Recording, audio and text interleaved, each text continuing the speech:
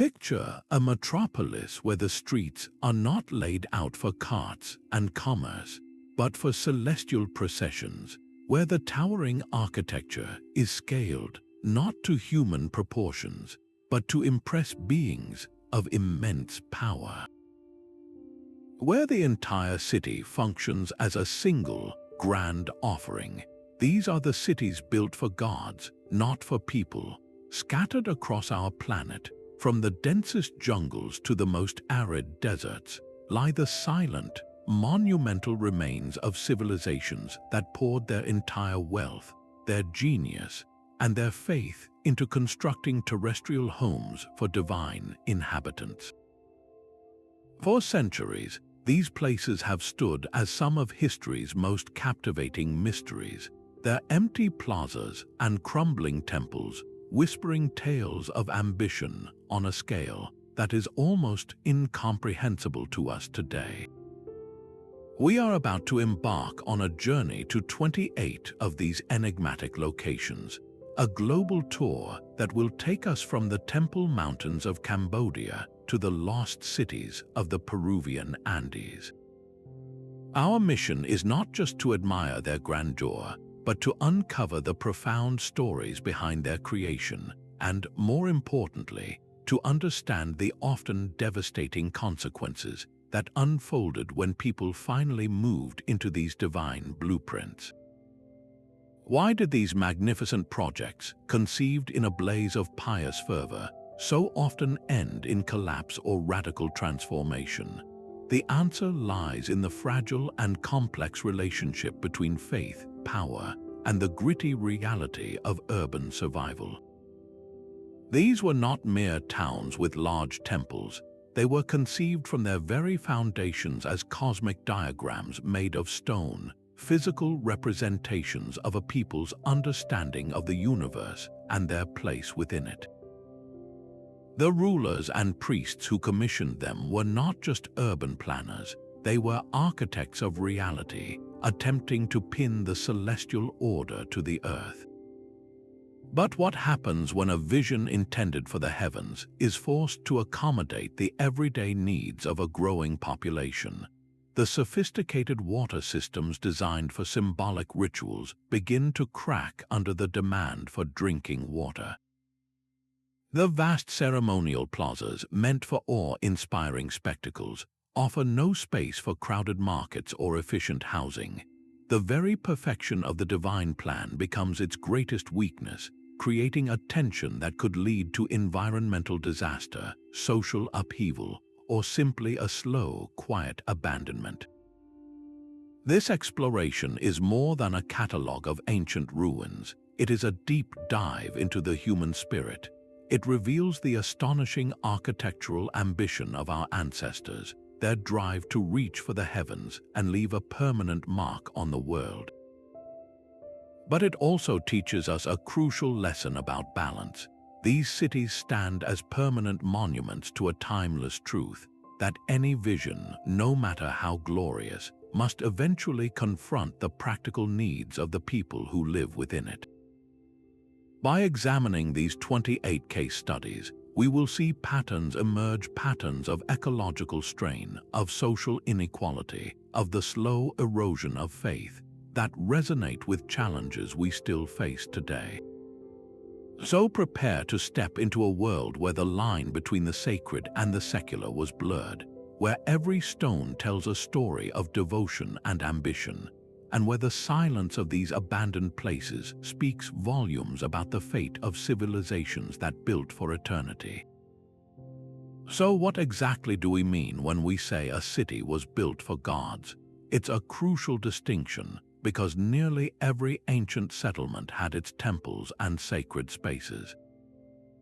The difference lies in the fundamental purpose, in the very DNA of the city's design. An ordinary ancient city might grow organically from a trading post or a defensible hill, with temples added later as the community prospered. But a divine metropolis was different. It was conceived from the very first stone laid as a terrestrial home for a deity or pantheon. The human residents were not the primary consideration. They were essentially custodians, acolytes whose role was to maintain the sacred grounds and perform the rituals necessary to keep the gods pleased and the cosmic order intact. This principle manifests in several key characteristics that set these places apart. First and foremost is the urban layout. Instead of a network of streets designed for efficient travel between homes, markets, and workshops, the city plan is dominated by a central ceremonial core. The entire settlement radiates out from this religious heart, with processional ways, wide, straight roads leading directly to the main temple or pyramid. These avenues weren't for everyday commerce. They were stages for grand religious parades where statues of gods were carried aloft. Practical needs like housing were often an afterthought, squeezed into the spaces left over between these monumental axes of faith. Next, consider the infrastructure. In a typical city, engineers focus on supplying clean water to homes and removing waste. In a divine city, the most sophisticated hydraulic systems were often dedicated to the gods. Elaborate canals and reservoirs might mirror celestial rivers or oceans, serving a symbolic function first and a practical one second. The water flow was choreographed for ritual purification or to create reflective pools that doubled the glory of the temples. The architecture itself is the most obvious clue. The scale is overwhelming, designed to induce awe and submission, to make a human feel small in the presence of the divine. Staircases are steep and tall, doorways massive, and plazas vast enough to hold thousands for a ceremony but empty and inhospitable for daily life. Comfort, convenience, and community were secondary to the overwhelming imperative of glorifying a higher power. This foundational understanding of a city's soul, its reason for being, is essential as we turn our attention to a place that embodies this principle like no other. This divine intention was not just about placing a big temple in the center of town. The entire urban landscape was conceived as a physical manifestation of religious doctrine, a literal blueprint of belief etched into the earth. Planners behind these cities were not mere architects or engineers. They were most often high priests or rulers who claimed a direct divine mandate. Their task was to translate a cosmic order, an understanding of the universe's structure, into stone, water, and space. They were creating a mirror of heaven on earth, and every single design choice was made with that sacred goal in mind. This resulted in urban plans that were breathtaking in their symbolic complexity but frequently baffling from a practical human perspective. The primary concern was aligning the city with the cosmos, not with the flow of daily life. A street wasn't just a path from one place to another. It was a ceremonial axis carefully oriented to frame the sunrise on the summer solstice. An entire district might be dedicated to a single deity, with its architecture and art following strict religious codes. The city's outline, when seen from above, might intentionally form a sacred geometric shape or map the constellations as they appeared on a particularly auspicious night. This created an environment of profound symbolic power, where simply walking through the city was a religious act, a journey through a model of the universe. The experience was designed to constantly remind inhabitants of their place within a grand, divine scheme, reinforcing the authority of the priestly class who acted as intermediaries. However, this single-minded focus on celestial harmony came at a cost. While the processional avenues were perfect for grand parades, they were often inefficient for moving goods between markets and homes. The vast plazas designed to hold thousands of worshippers during festivals were empty, wind-swept spaces for the rest of the year, useless for the intimate social interactions that build community. Practical needs like sanitation, waste removal, and the layout of efficient, affordable housing were secondary considerations, if they were considered at all. The city's water management system, a marvel of engineering, might be primarily designed to fill symbolic moats representing cosmic oceans or to feed ritual baths, leaving the residential areas on the periphery with a much more basic supply. This fundamental disconnect, this gap between the ideal divine blueprint and the messy, unpredictable necessities of a growing human population, set the stage for immense challenges. As more people were drawn to these powerful religious centers, the strain on the symbolically perfect but practically flawed infrastructure would become a critical weakness, a theme we will see play out time and again. This approach to city building is perfectly exemplified by our next destination, a place where a mountain temple grew into a sprawling megacity, testing the limits of its own sacred design. To truly grasp the concept of a city built for gods, we must now walk the sacred ground of our first specific example, Angkor, the sprawling heart of the Khmer Empire. Picture this: deep in the Cambodian jungle, a magnificent temple mountain rises from the earth, its 5 iconic towers designed to represent the sacred Mount Meru, the center of the Hindu universe. This is Angkor Wat, and it was never meant to be just a temple. It was conceived as a celestial blueprint, a microcosm of the divine realm constructed for the god King Vishnu and his earthly representative, the Khmer Emperor Suryavarman II.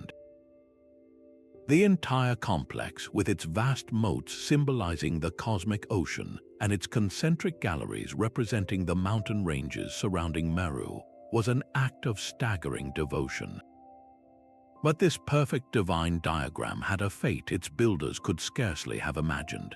It became the core of one of the pre-industrial world's largest cities, home to as many as 750,000 people. The very success of its sacred vision would become the source of its greatest challenges. The initial genius of Angkor lay in its water. The Khmers were master hydraulic engineers, constructing an elaborate network of canals, reservoirs called barrays, and intricate moats. On a symbolic level, this water system was a masterpiece of religious metaphor. The massive moat around Angkor Wat was the primordial sea, and the giant West Barray Reservoir was an artificial inland ocean, all reflecting the heavens and reinforcing the city's identity as a cosmic center. But this system, so perfect for ritual and symbolism, was thrust into a role it was not designed for, sustaining a colossal urban population. The same canals that carried sacred waters for purification ceremonies now had to provide drinking water, irrigation for rice paddies to feed the masses, and drainage for a sprawling metropolis. The strain was immense. Evidence suggests that the system became increasingly unstable, vulnerable to both drought and catastrophic flooding. Siltation clogged the canals, and maintaining the delicate balance of this man made watershed against the pressures of deforestation, and a changing climate became a constant losing battle. The hydrological heart of the god king's domain was simply not built for the thirst of nearly 1 million souls. Compounding this physical strain was a profound spiritual transformation. Over centuries, the state religion gradually shifted from the Hindu traditions that had inspired Angkor Wat's construction to the Theravada Buddhism. This was not merely a change in deities, it represented a revolution in philosophy and social structure. Hinduism, with its god-king and rigid hierarchy, was perfectly suited to a society organized around massive temple construction and centralized control. Theravada Buddhism, in contrast, was more personal and egalitarian, focusing on individual enlightenment rather than grandiose state-sponsored projects to please the gods. The very purpose of Angkor was thrown into question.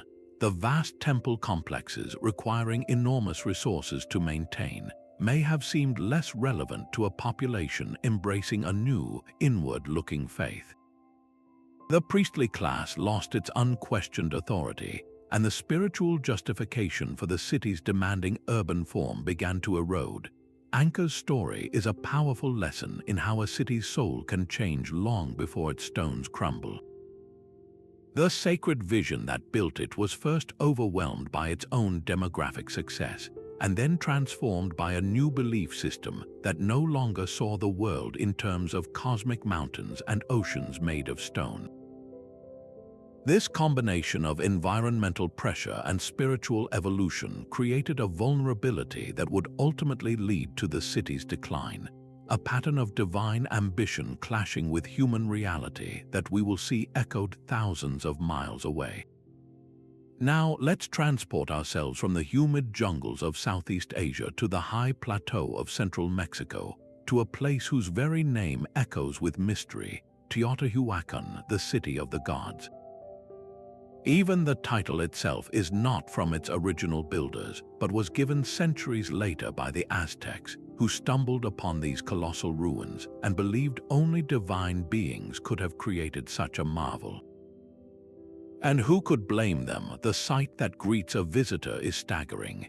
A vast avenue, the Street of the Dead, runs for miles, flanked by the monumental ruins of temples and palaces, all leading the eye toward two staggering peaks of human ambition, the Pyramid of the Sun and the Pyramid of the Moon. These structures are not just large, they are titanic, scaled to dwarf humanity and reach for the cosmos. The Pyramid of the Sun remains one of the largest structures of its kind in the entire world, a man-made mountain containing over 2 million tons of stone and earth. Yet, for all its grandeur, the identity of the people who designed and built this cosmic metropolis remains one of archaeology's greatest enigmas. We do not know what they called themselves or their city. Their language is lost, and the reasons for their eventual disappearance are shrouded in mystery. What is crystal clear, however, is their overwhelming purpose. Teotihuacan was not built as a city for people in the conventional sense. It was engineered to be a cosmic engine, a sacred diagram of creation itself. The entire city is a masterpiece of celestial urban planning. Unlike the organic, winding streets of many ancient towns, Teotihuacan is laid out on a rigid grid plan, but this grid is not aligned to the cardinal directions as we might expect.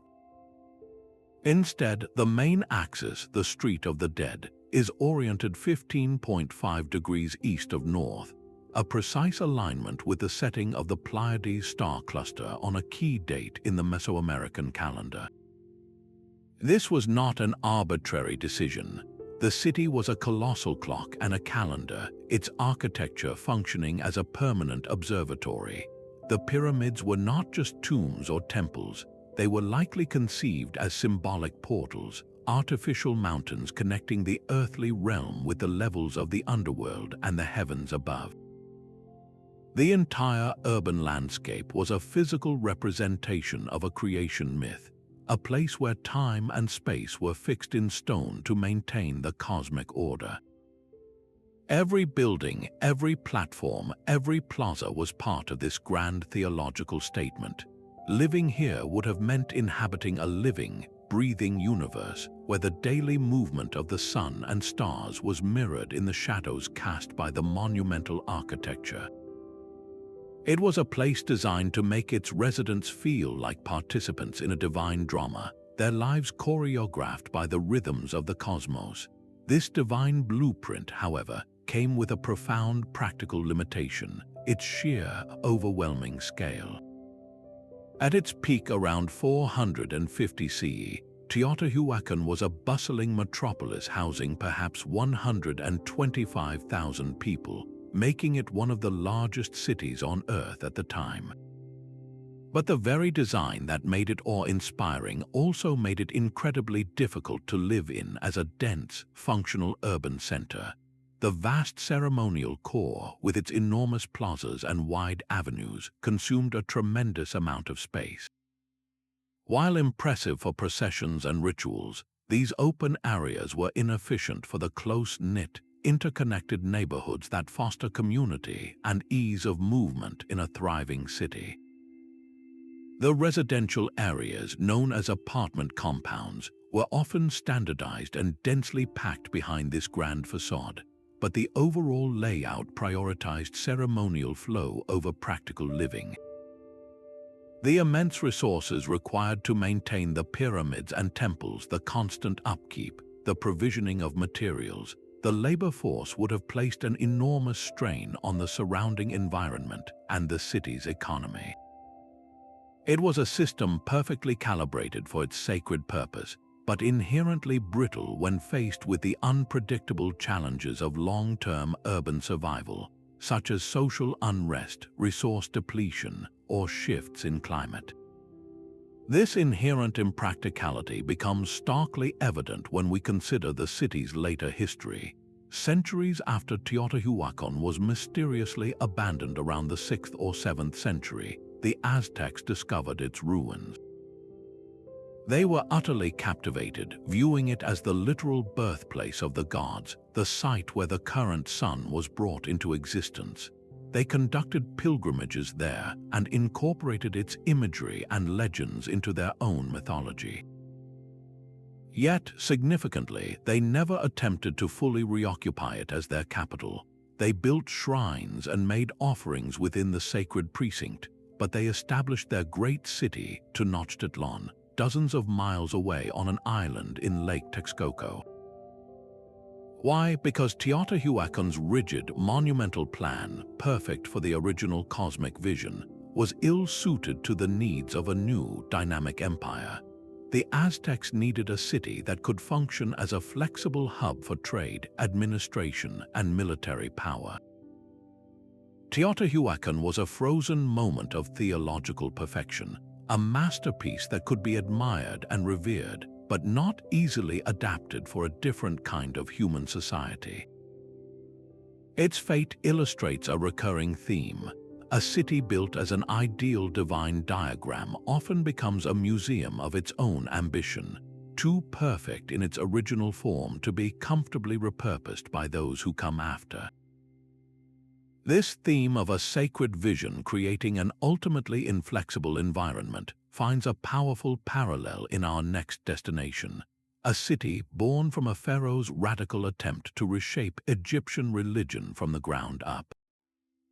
And so we arrive at a darker, more mysterious dimension of our story, one woven not just from stone and mortar, but from fear and legend, the concept of the cursed foundation. Across the ancient world, the ruins of these divine cities became fertile ground for tales of supernatural vengeance, stories whispered for generations that the gods themselves had turned their backs on these places. These were not just abandoned cities, they were seen as haunted, accursed locations where a primordial taboo had been broken. And perhaps no city better exemplifies this phenomenon than Akhetaten, the capital built by the Egyptian pharaoh Akhetaten, a ruler who attempted one of the most radical religious revolutions in history. He rejected the vast pantheon of Egyptian gods from Ammon to Osiris and declared that there was only one supreme deity, Aten, the life-giving sun disk.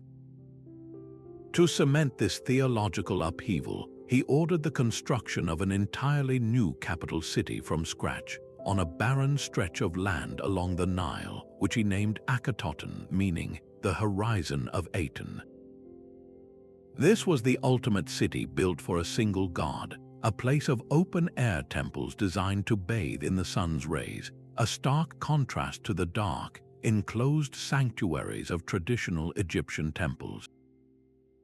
For a brief, turbulent period, this was the center of the Egyptian universe. But the moment Akhenaten died, his revolution collapsed. The powerful priesthood of the old gods, whose influence he had shattered, struck back with a vengeance.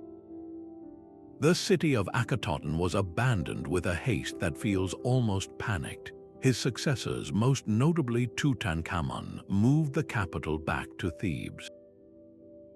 But they didn't just leave Akhetaten to the sands. They embarked on a systematic campaign of damnatio memoriae, a condemnation of memory. Akhenaten's name was chiseled off monuments, his statues were smashed, and his city was treated as if it had never existed. To later Egyptians, this wasn't just political cleanup, it was a necessary purification. The site, which we now call Amarna, was believed to be cursed, a place of heresy that had brought divine displeasure upon the entire land. The very ground was considered unclean because it was dedicated to a false god. These powerful myths of curses and divine wrath, however, are rarely just simple superstition. If we look closer, we often find they are folk explanations, a way for people to make sense of very real, tangible disasters.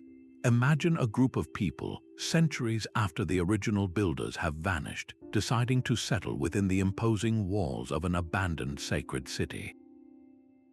The grand stones offer ready-made building materials, and the location might still hold strategic value. But they are living in a space designed for a purpose they no longer understand, engineered for rituals they no longer practice. The sophisticated water channels once meant for ceremonial purification might now be silted up or misdirected, leading to contaminated drinking water and outbreaks of plague. The grand plazas, devoid of their original communal gatherings, might become stagnant basins for disease. The very layout of the city, with its focus on ceremony rather than practical living, could create social isolation or inefficient trade, leading to economic hardship and famine. When a roof collapses in a repurposed temple or a mysterious illness sweeps through the population, the easiest explanation for these misfortunes is not faulty engineering or poor sanitation. It is that the local gods are angry. The new inhabitants are trespassing in a domain that was never meant for them. They are living in the shadow of a covenant they did not make, and the crumbling architecture around them becomes physical proof of a spiritual failure. The curse is a narrative that gives order to chaos, attributing a series of unfortunate events to a single, understandable cause: divine displeasure. This fascinating intersection of myth and material consequence adds a profound layer to our investigation. It shows that the failure of these cities was not always a slow, impersonal process of economic or environmental decline. In the collective memory, it was often a dramatic, moral event. The curse myth served as a warning to future generations, a story reinforcing the idea that sacred spaces require respect and that violating their original purpose could have catastrophic results. It transformed an archaeological site from a mere collection of ruins into a place with a soul, a reputation, and a story of transgression and punishment. This psychological dimension is as crucial to understanding these places as the layout of their streets. The fear of a curse could itself become a historical force, ensuring a city's permanent abandonment long after any practical reason for leaving had faded.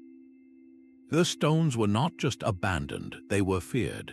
This legacy of divine anger, whether real or imagined, casts a long shadow, one that connects the fate of a pharaoh's heretical capital in the Egyptian desert to our next destination. A sanctuary built in such breathtaking isolation that it seems to float among the clouds themselves.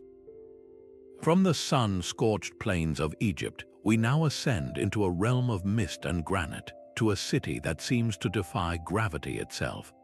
Perched on a razor-backed ridge between two soaring peaks in the Peruvian Andes, Machu Picchu is arguably the most iconic symbol of a lost civilization.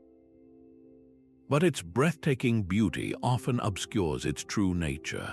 Unlike the sprawling metropolises of Angkor or Teotihuacan, Machu Picchu was never a city in the conventional sense. It was something far more exclusive, a secluded sanctuary, a royal retreat, and a profoundly sacred observatory. Built around 1450 CE at the command of the Inca Emperor Pachacuti, this intricate complex of polished stone terraces and temples was a private estate for the imperial family and a select group of elites, a place for spiritual contemplation, administrative control of the region, and communion with the divine forces of nature.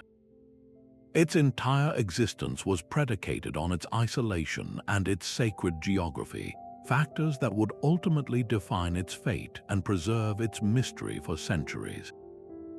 The genius of Machu Picchu lies not just in its construction, but in its conversation with the landscape. The Incas practiced a form of animism, worshipping the earth itself, the mountains, the rocks, the rivers, as living, sacred beings called huacas. The site was meticulously chosen to align with these powerful forces.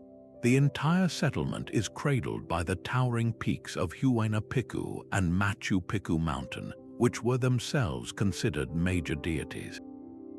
The architecture is not imposed upon the land but woven into it.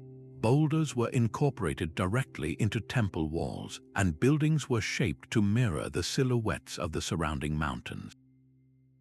Perhaps the most famous example is the Teotihuacan stone, a beautifully carved granite pillar whose name translates to the hitching post of the sun. This was no mere calendar. It was a powerful ritual object, an axis mundi believed to literally tether the sun in its celestial path, especially during the critical winter solstice when the Incas feared it might disappear forever. Every structure, from the Temple of the Sun with its precisely aligned windows to the royal tomb that opens into the earth, was designed to facilitate a connection between the earthly and the celestial realms. To live and worship here was to be at the very center of a sacred web, a participant in a constant dialogue with the gods of the Andes. This very purpose, however, is what made Machu Picchu fundamentally unsuited to become a large, permanent population center. Its location, while spiritually potent, was logistically challenging in the extreme, supplying a major city at an altitude of nearly 8,000 feet, on a narrow ridge accessible only by steep, winding mountain trails, would have been a monumental and unsustainable task. The intricate terracing, which is so visually stunning, was primarily for agriculture but on a scale sufficient only for the resident elite, not for feeding a vast urban populace. There is no evidence of large-scale markets, industrial workshops, or the dense, crowded residential districts typical of a true city. Machu Picchu was a finely tuned instrument for specific royal and religious functions, not a robust engine for economic and demographic growth. It was designed for exclusivity, not expansion. This inherent limitation became its saving grace. When the Spanish conquistadors arrived in the 16th century, their focus was on sacking the great Inca capital of Cusco and dismantling the empire's political and religious heart. The more remote Machu Picchu, hidden in the clouds and with no known stores of gold to attract the invaders, was likely abandoned by its inhabitants around the time of the conquest. It was not destroyed or repurposed, it was simply left to the elements. Over the following centuries, the jungle crept back in, shrouding the stonework in a protective blanket of vegetation. This peaceful abandonment preserved Machu Picchu as a near-perfect time capsule of sacred Inca design. Unlike Teotihuacan, which was reinterpreted by the Aztecs, or Amana, which was systematically erased, Machu Picchu remained frozen in time, its spiritual integrity intact. It was a city built for gods and kings that, by never having to adapt to the pressures of a large human population, escaped the fate of so many other divine metropolises. It was a sanctuary that remained sacred precisely because it was never forced to become something else. This stands in stark contrast to our next destination, a city whose grandeur was its ultimate undoing because it was designed for ceremony, not for siege. Now let us journey east to the sun-baked plains of modern-day Iran, to the very heart of the first great world empire. Here we find a city that represents a fascinating variation on our theme. Persepolis was not a city built for gods in the traditional sense, but rather it was constructed for a man who ruled as their direct representative on earth. Conceived by Darius the Great around 518 BCE, Persepolis was the ceremonial soul of the Achaemenid Empire, a sprawling complex that stretched from the Indus River to the Nile. Yet, despite its immense scale and opulence, it was never intended to be a living, breathing metropolis for ordinary citizens. It was a stage, an awe-inspiring backdrop for an annual performance of imperial power and divine sanction, a purpose that would ultimately seal its dramatic fate. To understand Persepolis, you must forget the idea of bustling markets, crowded residential quarters, or a thriving civic life. This was a city built for a single, spectacular event, the Nowruz festival, the Persian New Year. During this time, delegations from every corner of the empire, from the Ethiopians to the Indians, the Scythians to the Babylonians, would make the pilgrimage to the Persian heartland. They would ascend the magnificent dual stairways of the Grand Staircase, their path flanked by reliefs depicting the empire's immortal gods, the Immortals. At the top, they would enter the vast Apadana, a colossal audience hall supported by 72 intricately carved stone columns, each 60 feet high. Here, in this space designed to overwhelm the senses, the representatives would approach the King of Kings, seated in solitary splendor, and present their tribute. The entire ceremony was a piece of political theater of the highest order. The intricate stone carvings on the walls showed a continuous procession of these delegations, each figure bearing gifts specific to their land, all moving in harmony toward the central figure of the king. This was not just art, it was propaganda in stone, a permanent declaration that the entire known world was united, orderly, and paying homage to a ruler whose authority came from the supreme god, Ahura Mazda. The city's design was a physical manifestation of the empire's ideology, peace through overwhelming power, maintained by a benevolent king ruling with divine grace. This singular focus on ceremony, however, created a profound vulnerability. Persepolis was a symbol of an empire's invincibility, but it was not fortified like a military stronghold. Its defenses were psychological, rooted in the sheer audacity of its construction and the perceived power of the king who commanded it. It was the empire's glittering crown, not its armored fist. This crucial distinction became fatally clear in the year 330 BC, when the young Macedonian conqueror, Alexander the Great, marched his army into Persia. After defeating the last Achaemenid king, Darius III, in battle, Alexander advanced on Persepolis. He did not encounter a city prepared for a protracted siege, with high walls, stocked granaries, and a garrison of determined soldiers. Instead, he found the empire's magnificent treasury and its ultimate ceremonial center, virtually undefended. The symbolic heart of the Persian Empire was laid bare, its power revealed as a magnificent illusion once the army that enforced that power was gone. What happened next has echoed through history. After occupying the city and seizing its unimaginable wealth, Alexander allowed his troops to sack Persepolis. Then, in an act shrouded in controversy, the great palace complex was set ablaze.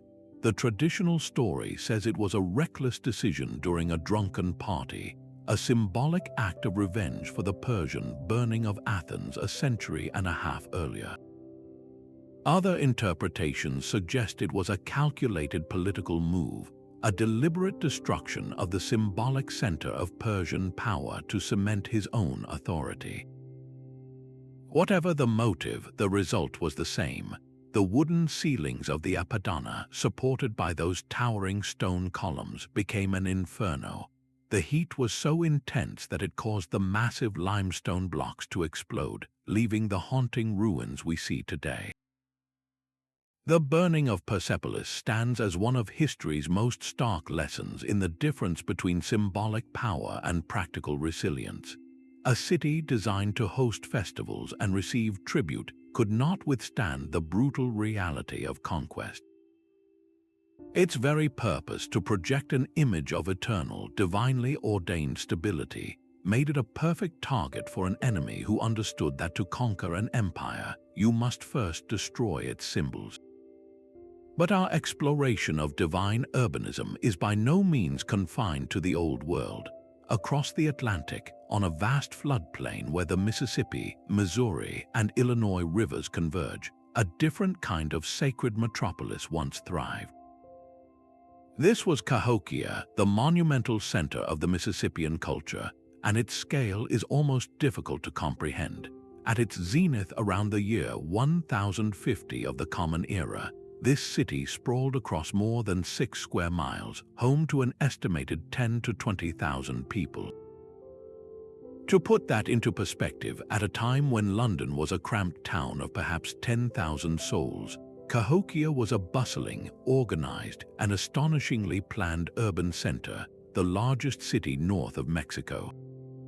And its skyline was not defined by pyramids of stone, but by something equally profound: enormous earthen mounds. More than 120 of them dotted the landscape, but one dominated all others: Monk's Mound.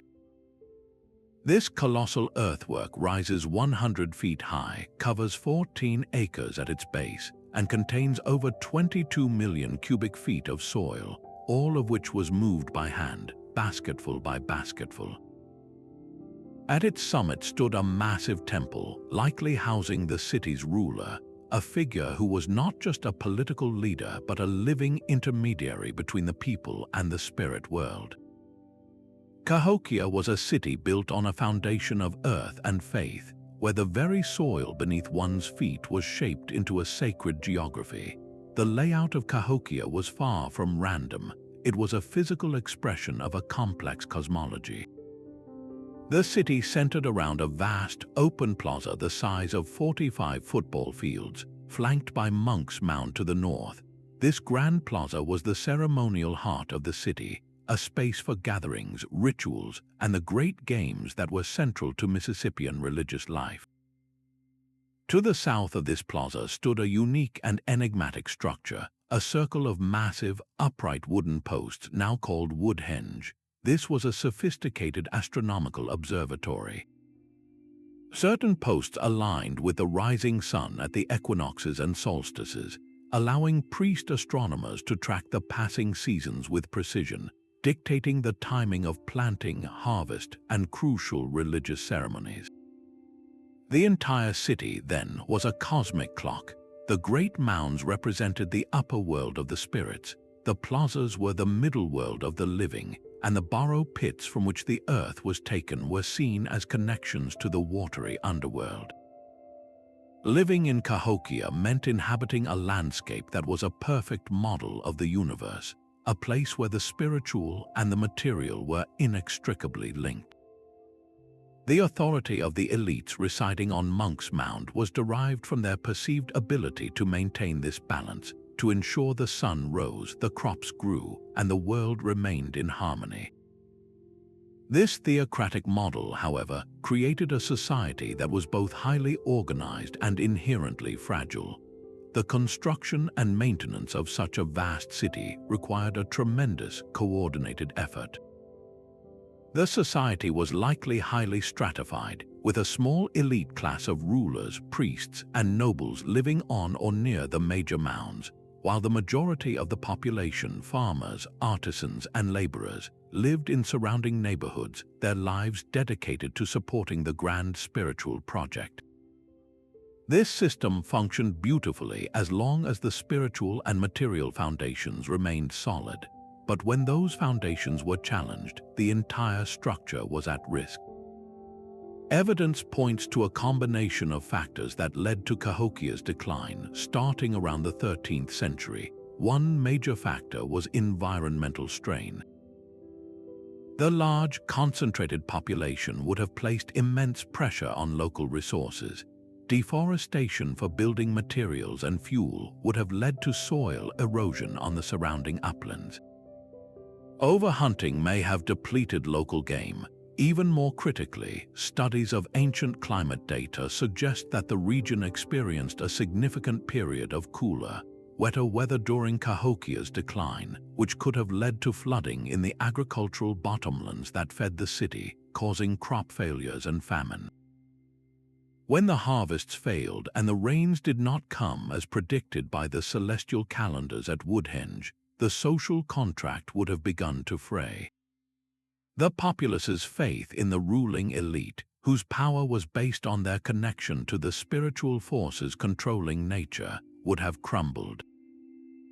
If the priests on Monk's Mound could no longer ensure the sun's favor, what was the justification for their authority and the immense labor demanded of the people? This could have led to internal social unrest, revolts, or a simple loss of confidence that caused people to vote with their feet. Gradually, over generations, the great city emptied. By the time European explorers arrived centuries later, Cahokia was already a ghostly landscape of overgrown mounds, its story forgotten. The fate of this North American metropolis powerfully illustrates a universal truth. A city built on a theocratic model is exceptionally vulnerable. Its survival depends not just on practical resources like food and water, but on the uninterrupted belief in the spiritual order that justifies its very existence. When that belief is shaken by environmental crisis or social strain, the city's divine purpose can become its undoing, leaving behind silent monuments like Monk's Mound as a testament to a covenant that was broken. This brings us to one of the most critical and recurring patterns in the life cycle of these divine metropolises, a fundamental tension we might call the resource paradox. At its heart lies a simple, almost tragic contradiction. The immense effort required to honor the gods often directly undermined the city's ability to support the very people who are doing the honoring.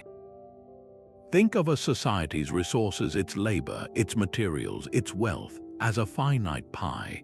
In a typical city, that pie is sliced to serve many needs, a large portion for housing and sanitation, another for food production and storage, a significant slice for defense, and a portion for public works and temples.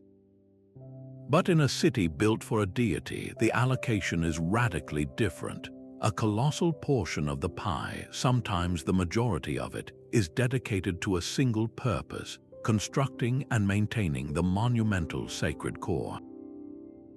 The stones for the pyramids, the cedar wood for the temple roofs, the gold leaf for the statues, the vast armies of laborers who must be fed and housed for decades, all of this represents an enormous diversion of capital and effort away from the practical infrastructure of everyday urban life. The consequences of this imbalance were not always immediate. During the construction phase, the project itself could be an economic engine, creating jobs and stimulating trade. But once the city was occupied and the population began to grow, the cracks in this model would start to show. The most sophisticated engineering marvels were reserved for the gods. Elaborate aqueducts might fill ceremonial pools, while the surrounding residential districts relied on simple, often contaminated wells. Grand, stone-paved processional ways led to the temple, but the maze of alleyways where the common people lived remained unpaved, turning to mud in the rain and dust in the dry season. There was little investment in robust sewer systems for the general populace, in efficient food storage facilities to guard against famine, or in well-built, affordable housing.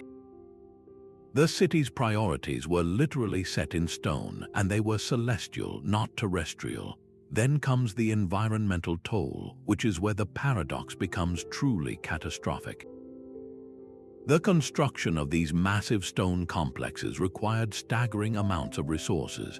To quarry the stone, forests had to be cleared for timber and to create space. To feed the enormous workforce, agriculture had to be intensified, often leading to deforestation for new farmland. This deforestation, in turn, could lead to soil erosion, which silted up the very rivers and canals that were the city's lifeblood. The delicate balance of the local ecosystem, which might have supported a small village for centuries, was pushed to its breaking point by the demands of a monumental urban center. The water table could be disrupted, topsoil depleted, and local wildlife hunted to extinction. The city, in its fervent attempt to create a permanent home for the divine, was often actively consuming the very environmental foundation it stood upon. This created a vicious cycle. As the environment degraded, the priests might interpret it as divine displeasure, leading to calls for even grander temples and more lavish sacrifices to appease the gods, thereby accelerating the consumption of resources and deepening the crisis. The divine blueprint, so perfect in its symbolic geometry, contained a fatal flaw. It assumed the material world was an endless resource to be shaped, not a fragile system to be sustained. This paradox would reach its dramatic climax in the lush but deceptively fragile rainforests of the Maya world. To understand the world of Tikal, you must first picture the soundscape.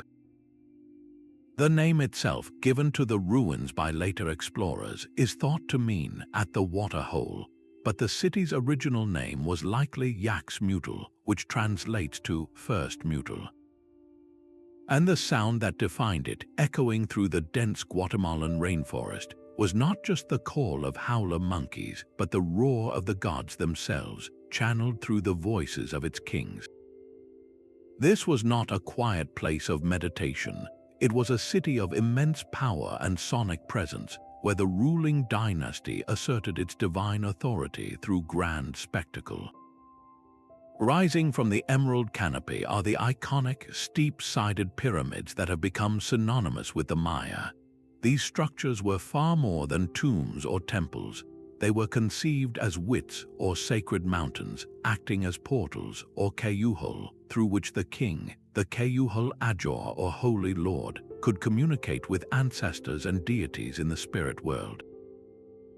The entire urban plan was a meticulous recreation of the Maya cosmos. The Great Plaza, flanked by the soaring temples I and Roman II, was not just a public square, it was a symbolic representation of the open sky, the realm above.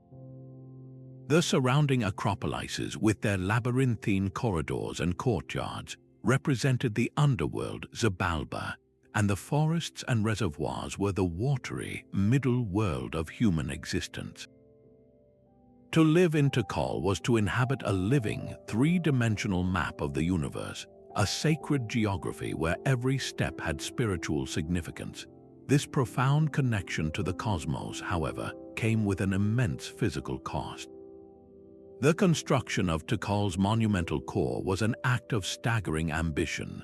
Temple Roman IV, the tallest pre-Columbian structure in the Americas until the 20th century, rises over 200 feet high.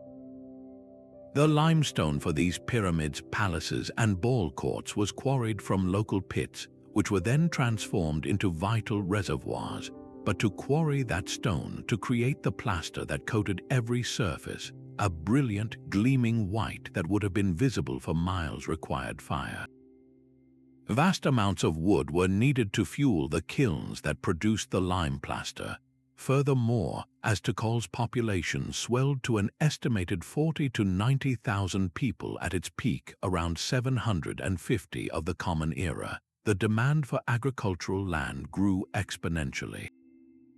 The Maya practiced slash-and-burn agriculture, clearing large swaths of forest to plant their staple crops of maize, beans, and squash.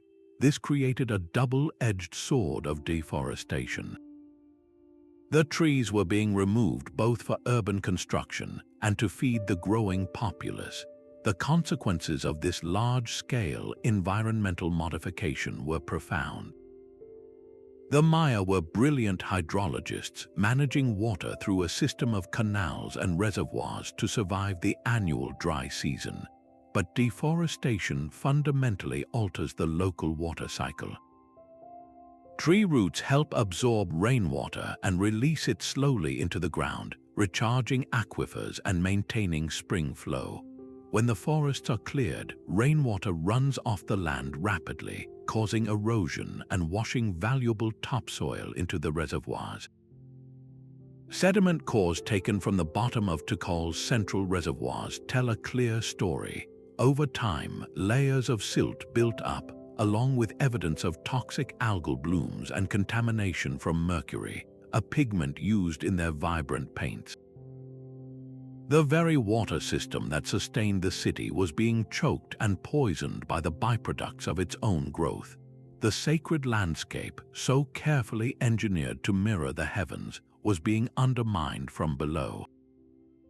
Then came the drought. Paleoclimatologists studying stalagmites in caves near Tikal have uncovered a startling correlation. The city's collapse in the 9th century coincided with a series of severe, multi-decade droughts that gripped the region. This was not a single bad season. It was a climatic shift that stretched for generations. For a city already straining its water resources, this was a catastrophic blow.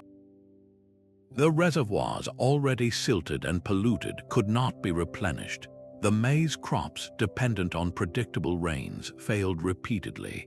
In a society where the king's divine mandate was to ensure prosperity and communicate with the gods who controlled the rain, this prolonged environmental crisis would have been interpreted as a profound spiritual failure. The Holy Lord's power was directly tied to his ability to bring life-giving water. When the skies remained empty and the reservoirs dried up, the social contract between the ruler and the ruled shattered. The elaborate rituals, the bloodletting ceremonies, the grand spectacles on the great plaza, all of it would have seemed futile in the face of an unrelenting sun.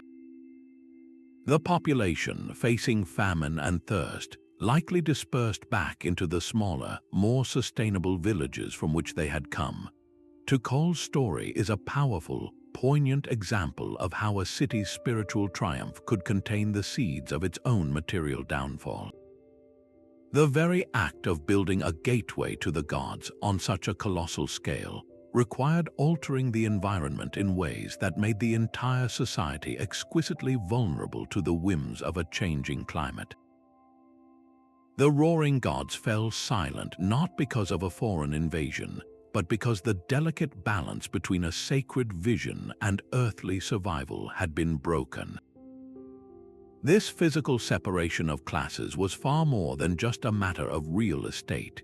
It was a deliberate architectural strategy to make the social hierarchy feel as permanent and unchangeable as the stone monuments themselves. The priestly and royal elites resided in the shadow of the great ziggurats or within the inner sanctums of the temple precincts, their homes often built from the same fine materials as the sacred structures.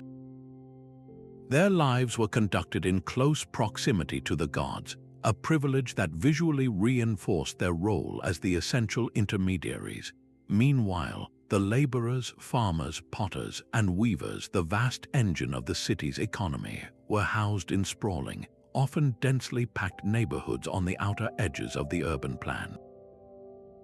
Their dwellings, typically made of mud brick or less durable materials, stood in stark contrast to the gleaming stone of the center. This wasn't just a matter of convenience, it was a constant, daily reminder to every citizen of their ordained place in the cosmic order. A commoner walking toward the city center for a festival would literally be moving from the mundane world of their own neighborhood into the increasingly grand and awe-inspiring sacred core, a journey that reinforced their subservience and the elite's divinely sanctioned authority. The entire economic and social system was engineered to support this structure. The surplus food produced by the farmers, the goods crafted by the artisans, and the taxes collected from trade all flowed inward, up the social pyramid, to sustain the elite class and fund the continuous construction and lavish rituals at the temples. In return, the masses received something less tangible but vitally important: spiritual security. The priests, through their complex rituals and celestial observations, were believed to maintain the favor of the gods, ensuring the rains came, the sun shone, and the city prospered. This was the fundamental bargain that held these complex societies together. the commoners accepted their hard labor and lower status because they believed the system guaranteed their ultimate survival and cosmic well-being. The stability of the entire city, therefore, rested on a fragile but powerful illusion: the perceived effectiveness of the elite's connection to the divine. This carefully maintained balance was incredibly vulnerable to disruption. When a crisis struck, a prolonged drought that withered the crops, a devastating flood that breached the canals, or an outbreak of disease, the entire social contract was thrown into question. For the common people struggling to feed their families, the sight of the priests continuing their elaborate, well-provisioned ceremonies in the inner sanctum could become a source of bitter resentment rather than comfort. If the rituals were truly effective, why had the gods allowed such suffering? The failure of the physical world was interpreted as a failure of the spiritual leadership. The elites who had justified their privileged position by claiming a special relationship with the cosmos would suddenly find their authority hollowed out. The very foundation of their power was not military might in many cases, but belief, and when that belief eroded, the social cohesion could shatter with astonishing speed. We can see this dynamic play out with particular clarity in the context of ancient Mesopotamia, the land between the Tigris and Euphrates rivers, often called the cradle of civilization. Here, in cities like Uruk, and Babylon, the temple complex, known as the ziggurat, was the absolute heart of the city, both physically and spiritually. The ruler, often a priest-king known as an Ensi or later a Lugul, derived his right to rule from the city's patron deity. His primary duty was to be the chief steward of the god's earthly estate, ensuring that the temple was properly maintained and that the gods were appeased with regular offerings. The society was meticulously organized around this principle, with detailed bureaucratic records tracking every shekel of silver and every bushel of grain that flowed into the temple storerooms. Consider the potential scenario of a multi-year drought.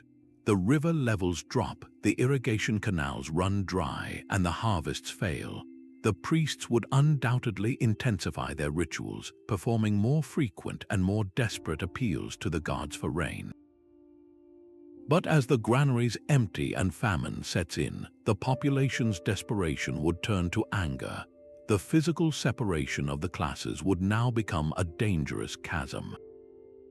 The commoners, packed into the outer districts, would see that the central temple granaries still held reserves, meant for the priests and for seed grain for the next planting. The inequality, once accepted as part of the divine order, would now be seen as gross injustice. The ruler's claim to divine favor would ring hollow in the ears of a starving populace. This loss of legitimacy could lead to internal revolts, the overthrow of a dynasty, or even the wholesale abandonment of the city as people lost faith not just in their leaders, but in the protective power of the city's god itself. The city, built as a fortress of faith, could crumble from within long before an enemy army arrived at its gates.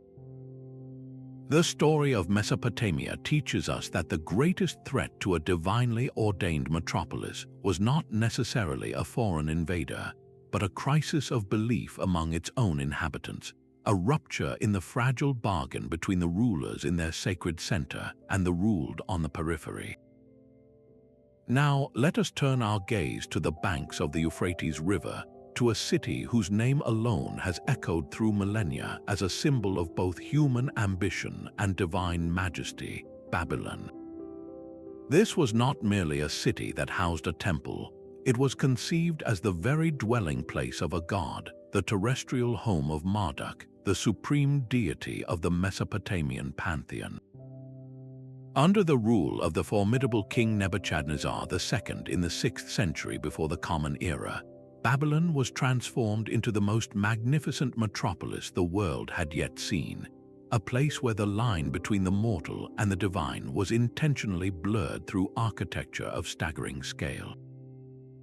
The city's legendary walls were said to be so wide that a chariot could turn upon them, and at its heart rose two structures that would become the stuff of legend: the dazzling Ishtar Gate and the immense ziggurat known as Etemenanki, the foundation of heaven and earth, a structure many scholars believe inspired the biblical story of the Tower of Babel.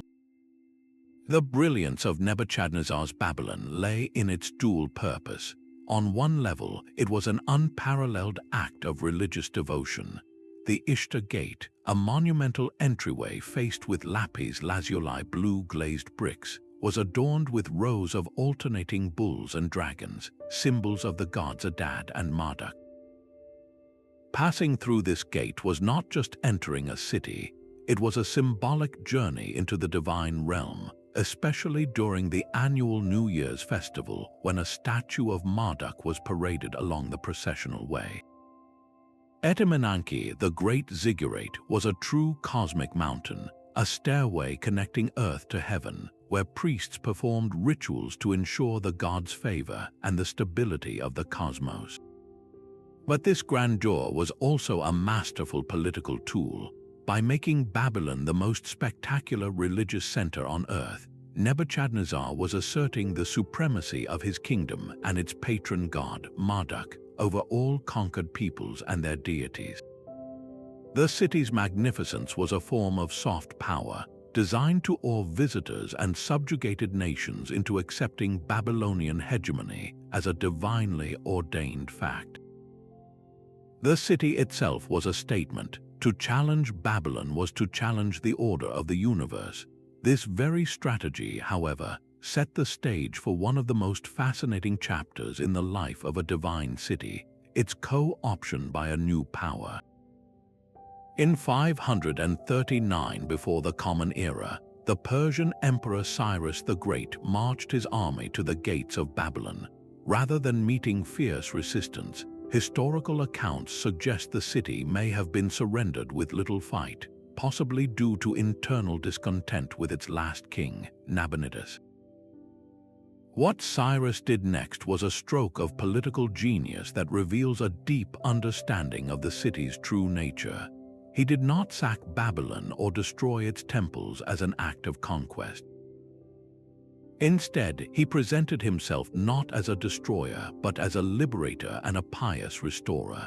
Cyrus claimed to have been chosen by Marduk himself to free the Babylonians from a misguided ruler. He actively participated in the traditional rituals, restoring the cult of Marduk that Nabonidus had allegedly neglected, and even posed as a patron for the city's sacred structures. In this act, Cyrus demonstrated a profound truth about cities built for gods. Their symbolic power is a resource that can be captured and repurposed. The Persians did not need to demolish Etemenanki. By worshipping there and claiming Marduk's favor, they effectively absorbed the ziggurat's divine legitimacy into their own imperial project. The Ishtar Gate was no longer just a monument to Babylonian glory. It became a symbol of Persian tolerance and their ability to govern diverse, ancient civilizations. The city's sacred meaning was not erased but transformed, its divine infrastructure seamlessly integrated into a new political reality. Babylon remained a great capital within the Persian Empire, but its soul had been recalibrated. It was no longer the exclusive heart of a Babylonian nation-state, but had become a key jewel in the crown of a wider empire, its gods now serving a new master. This story shows that the fate of a divine metropolis is not always abandonment or curse. Sometimes it is assimilation. The new inhabitants, recognizing the potent symbolism embedded in the stones, can choose to inherit the covenant with the gods, rewriting the sacred contract to legitimize their own rule while leaving the magnificent architecture standing as a testament to the enduring power of faith as a tool of empire. Yet, with all these very real, tangible pressures, the encroaching desert, the fading trade routes, the rumble of distant armies, there is often a deeper, more profound reason why a people would finally make the heart-wrenching decision to walk away from their magnificent home. Beyond the cracked earth and the empty granaries lies a spiritual vacuum. A city built for a god is at its core an act of faith made physical. Its towering temples are not just buildings, they are prayers in stone. And when the belief that inspired those prayers dies, the city becomes a corpse, its stone heart no longer beating with any purpose.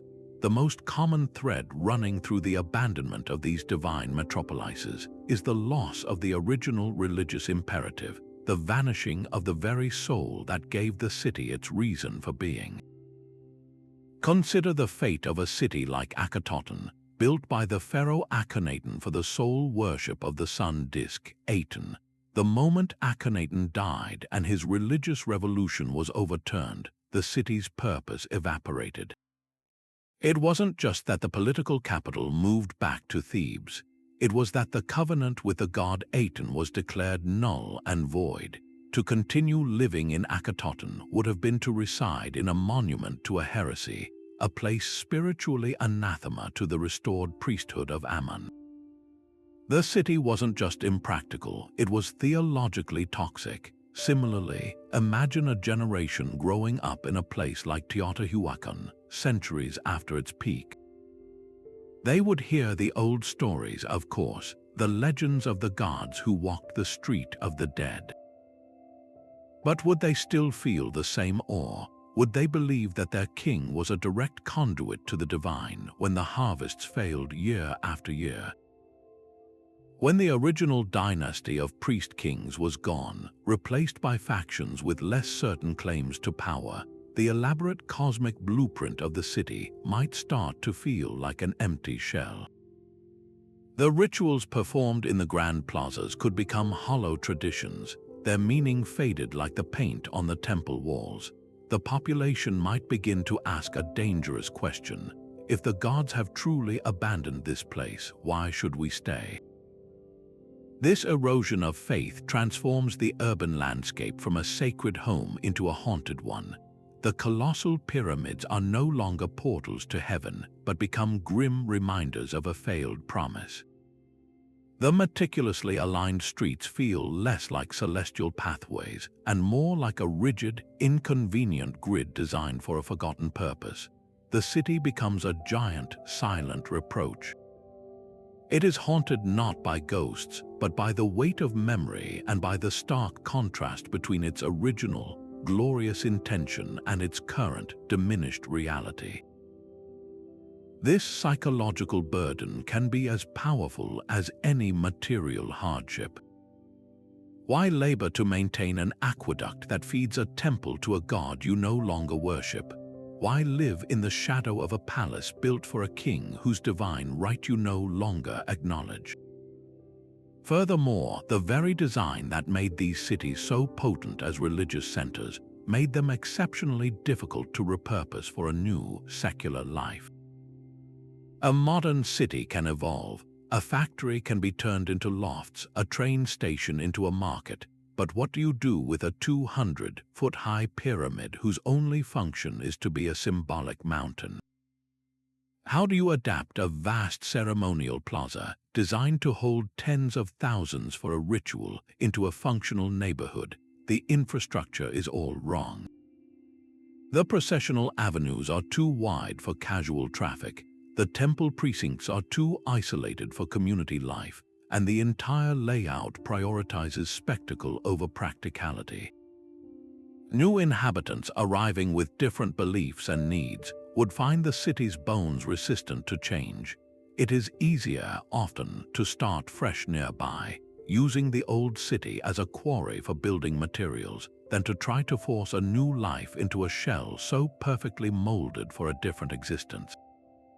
The city, in its magnificent specificity, becomes a prisoner of its own divine blueprint, too perfect to be easily adapted and too immense to simply ignore. It stands as a monument to a covenant that was broken, leaving behind a silence that is far louder than the echoes of the rituals that once filled its plazas. But now our journey takes a sharp and fascinating turn, away from the towering pyramids and ziggurates that scream of gods and kings, and toward a civilization that presents one of history's most compelling mysteries. In the vast floodplain of the Indus River, in what is now Pakistan and northwest India, flourished a society so advanced, so meticulously organized, that it seems to defy the very pattern we have been exploring. This was the Indus Valley civilization, and its greatest city, Mohenjo-Daro, the Mound of the Dead, stands as a profound anomaly. When archaeologists began excavating its ruins in the 1920s, they uncovered a metropolis of breathtaking sophistication, but one that was eerily quiet in terms of the symbols of supreme power we have come to expect. Here was a city with no colossal temples scraping the sky, no grand palaces for a god-king, no monumental statues celebrating a pharaoh's victories. Instead, they found something arguably more revolutionary, a city built not for a deity, but perhaps for the idea of civic order itself. The genius of Mohenjo-Daro is in its stunningly modern urban planning. The city was laid out on a precise grid pattern of streets, with main thoroughfares running north-south and east-west, dividing the city into large blocks. This was not an organic, chaotic growth. It was a master plan executed with remarkable consistency.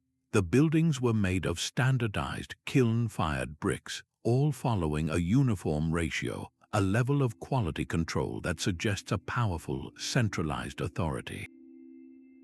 But what truly astonishes is the focus on public works and hygiene. Mohenjo-Daro boasted the world's first known sophisticated urban sanitation system. Almost every house had a bathing area and a dedicated toilet, with waste channels that connected to a city-wide network of covered drains running beneath the streets. There was a massive, waterproofed public bathhouse, the Great Bath, which may have been used for ritual purification, but its scale and integration into the city's core also hint at a communal, civic function. The most impressive structures were not temples or palaces, but a monumental granary for storing the city's food surplus and a massive citadel mound that may have served as an administrative or defensive center. The entire city reflects a priority that seems almost democratic, the well-being and orderly life of its citizens. This leads to the great enigma at the heart of the Indus Valley civilization. What was the source of its authority? In Egypt and Mesopotamia, power was visibly concentrated in the hands of a divine ruler and a priestly class, their authority etched into every stone of a ziggurat or pyramid. At Mohenjo-Daro, that concentration of power is invisible. There are no lavish royal tombs filled with treasure, no grand inscriptions glorifying a king's name. The few seals and artifacts that have been found depict animals and a mysterious, still undeciphered script, but they show no scenes of warfare or royal conquest. This has led many scholars to propose a radical idea that the Indus Valley society was governed by a form of collective, perhaps even secular, leadership. Power may have resided with a council of elders, guilds of merchants, or a priestly class that focused on managing resources and maintaining social harmony rather than projecting its own glory. The city's grandeur was expressed not in monuments to individuals, but in the flawless functioning of its infrastructure, the clean water, the efficient drains, the orderly streets. It was a grandeur of collective well-being. This makes the civilization's eventual decline, starting around 1900 before the Common Era, all the more poignant and instructive. The reasons remain debated, with theories ranging from climate change and a shift in the course of the Indus River to the possible incursion of nomadic groups. But its story adds a crucial layer of depth to our understanding of urban sustainability. It demonstrates that a city can fail even without the dramatic collapse of a theocratic system. A society built on a delicate balance of trade, agriculture, and resource management can be just as vulnerable to environmental shifts or external pressures as one built on faith in a god-king. The people of Mohenjo-Daro may have achieved a remarkable, almost utopian, level of social organization, but they were not immune to the larger forces of history.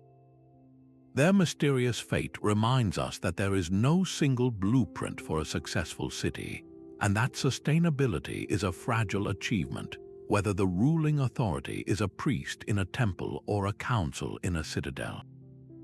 This contemplation of a different kind of urban ideal makes the purpose of our next destination, a place dedicated not to living but to listening to the divine, all the more striking. But not every sacred center was designed as a sprawling metropolis for a permanent, large-scale population. Some places achieved their profound influence precisely because they were not cities in the conventional sense. They were specialized instruments of faith, and nowhere is this more evident than at Delphi, the place the ancient Greeks revered as the very navel of the world. Tucked high on the slopes of Mount Parnassus, overlooking the Gulf of Corinth, Delphi was not a political capital or a commercial hub. It was, first and foremost, a sanctuary, a sacred precinct built around a single, astonishing phenomenon, the oracle of Apollo. This was not a city built for gods in the sense of providing them a permanent home, but rather a city built for the process of communicating with a god, a distinction that made all the difference in its destiny. The entire economy and identity of Delphi were laser-focused on its unique spiritual purpose. According to myth, Zeus himself had determined the site's centrality by releasing two eagles from opposite ends of the earth. They met at Delphi. A sacred stone, the omphalos, marked this spot as the world's center, but the real draw was the Pythia, the priestess who served as the mouthpiece for the god Apollo. Seated on a tripod over a chasm in the earth from which intoxicating vapors were said to rise, she would enter a trance-like state. Her often ambiguous utterances were then interpreted by priests and delivered to the countless supplicants who made the arduous journey to seek her counsel. Kings and commoners, generals and colonists all would bring lavish gifts and offerings, hoping for a divine hint about the future. This constant flow of pilgrims was the lifeblood of Delphi. A whole industry of hotels, treasuries, and workshops sprang up to serve them. City-states from across the Greek world built magnificent small treasuries along the sacred way to store their offerings and showcase their wealth and piety, effectively turning the sanctuary into a museum of Greek power politics. Delphi thrived, becoming incredibly wealthy and influential, yet it remained a specialized service center for the spiritual and political needs of others, not a self-sustaining entity. This intense specialization is precisely why Delphi could never have functioned as an independent polis or city-state. It lacked the fundamental components of a balanced urban life. There were no vast agricultural lands to feed a significant resident population. Food had to be imported for the priests, officials, and the few permanent residents who serviced the sanctuary. It had no major port or strategic location for trade beyond the religious tourist economy. Its entire reason for being was external. Its survival depended entirely on the continued belief in the oracle's power from the world outside its mountains. If the flow of pilgrims ever stopped, the economy would collapse overnight. This made Delphi extraordinarily powerful in its sphere of influence, yet profoundly fragile as a community. It was a node in a network, not a self-contained system. The story of Delphi illustrates a crucial variation on our theme. It wasn't that human settlement failed because the divine design was impractical. It was that the site was never intended for large-scale human settlement in the first place. Its purpose was too narrow, too singular. The sanctuary was a sacred toll booth on the road to divine knowledge, a place you visited for a specific, profound purpose and then left. To try to build a conventional city around the oracle would have undermined its mystique and its function. Delphi's power and longevity, which lasted for over a millennium, came from this purity of purpose. It was a perfect example of a place whose success was tied to its refusal to become a city for people, remaining instead a dedicated space for the god. This concept of a sanctuary so specialized it resists urbanization finds an even more isolated and dramatic expression on remote islands, where the separation from the mainland creates a controlled environment for worship, and where the consequences of that isolation can be absolute. Now, let us travel to one of the most remote inhabited places on Earth, a tiny volcanic speck in the vast expanse of the Pacific Ocean. Easter Island, or Rapa Nui as its inhabitants called it, presents a story so stark and self-contained that it serves as a perfect, almost laboratory-like example of our central theme. Isolated by over 2,000 kilometers of open ocean from its nearest neighbor, this island was a world unto itself, a microcosm where the consequences of a society's choices played out with nowhere to escape and no one to intervene. The saga of Rapa Nui is a hauntingly clear parable of how a culture's single-minded devotion to a sacred project, when divorced from environmental reality, can lead to a cascade of failure. Here, the pattern we've observed across continents, the diversion of immense resources to honor the divine, reached its ultimate and most tragic conclusion.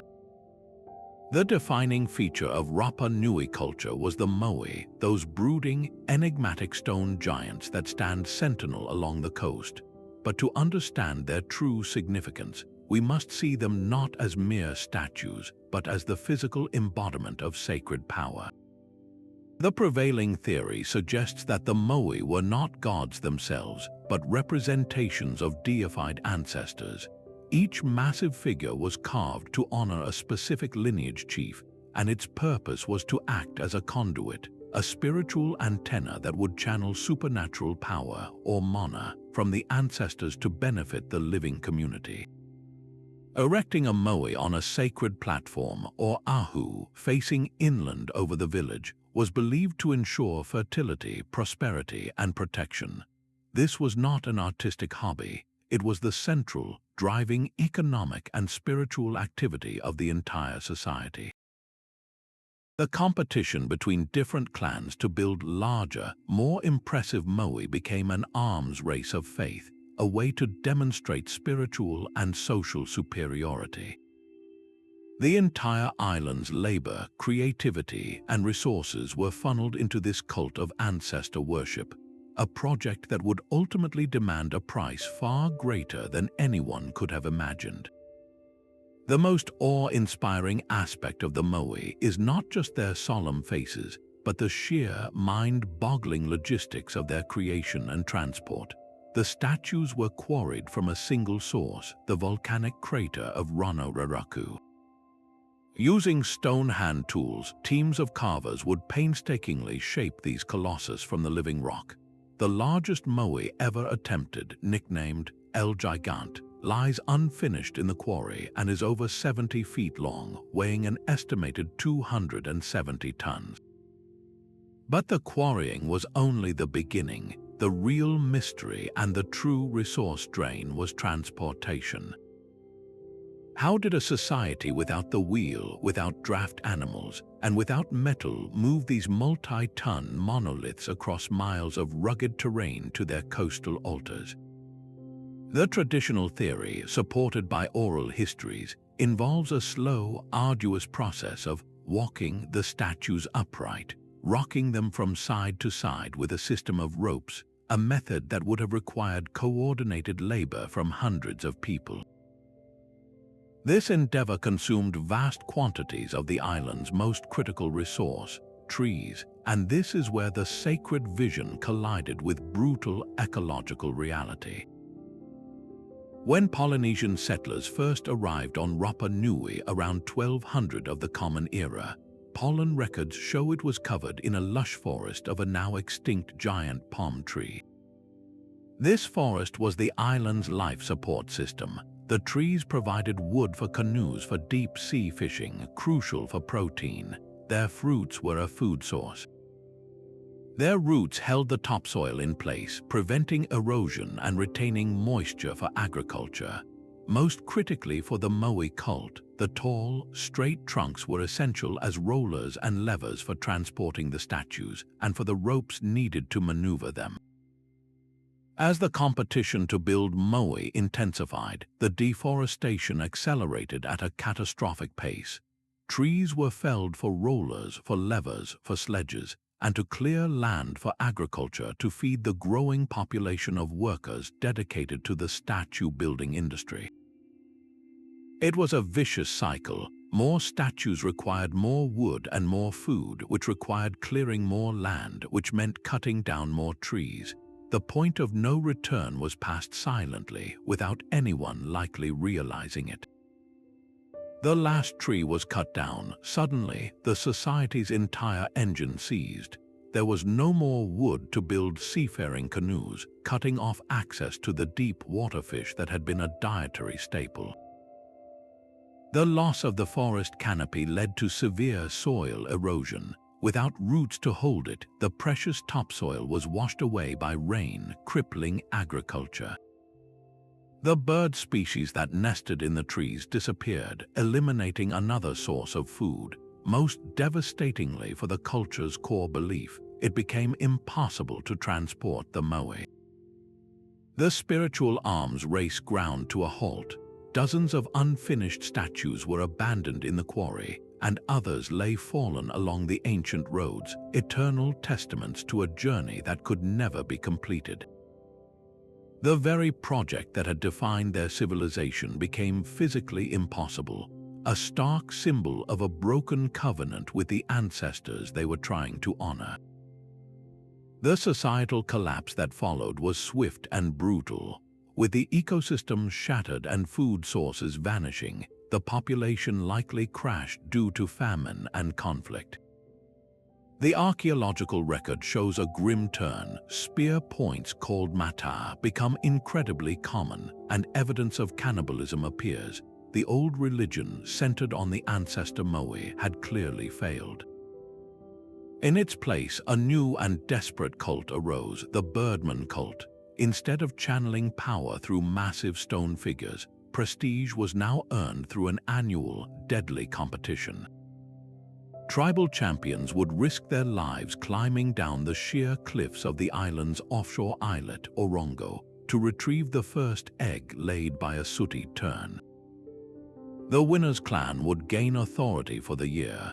This shift from a collective, statue-building society to a perilous, individualistic competition reflects a complete breakdown of the old order. The story of Easter Island is a powerful, terrifyingly simple lesson on a planetary scale. It shows that no society, no matter how spiritually fervent, is exempt from the laws of ecology. When a culture's entire resources are funneled into a monumental sacred project without regard for the environmental foundation that supports it, the result is not the favor of the gods, but a reckoning with the unforgiving mathematics of survival.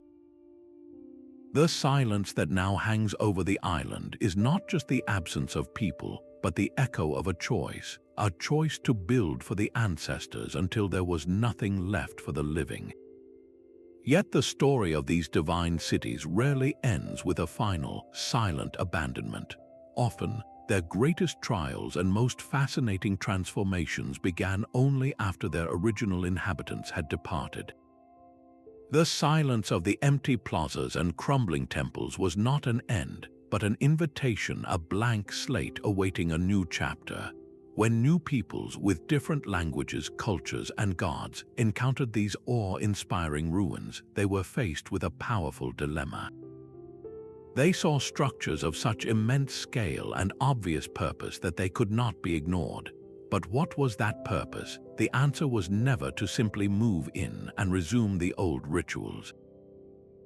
Instead, these new inhabitants embarked on a profound process of reinterpretation, physically and spiritually rewriting the meaning of the sacred landscape. They treated the ancient city as a palimpsest, a term borrowed from medieval manuscripts where old text was scraped away so the parchment could be reused, yet traces of the original writing often remained visible beneath the new. This is the secondary, complex life of a city built for gods, a story of erasure and survival, of conquest and continuity. Consider the very heart of ancient Rome, the Roman Forum.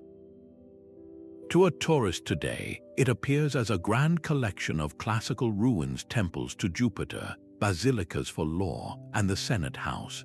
But long before the Romans built their empire, this valley between the Palatine and Capitoline hills was a swampy burial ground for the Etruscan and Latin villages that dotted the surrounding heights. It was already a sacred space dotted with tombs and shrines. When the early Romans drained the marsh and began constructing their own city, they did not avoid these old sacred sites out of superstition. Instead, they systematically built over them, often literally incorporating the earlier structures into their own foundations. A prime example is the lapis niger, a black marble slab in the Forum that the Romans themselves believed marked the legendary tomb of their city's founder, Romulus, or another early king. By building their civic and religious center directly atop these ancient hallowed grounds, the Romans were making a powerful political and spiritual statement.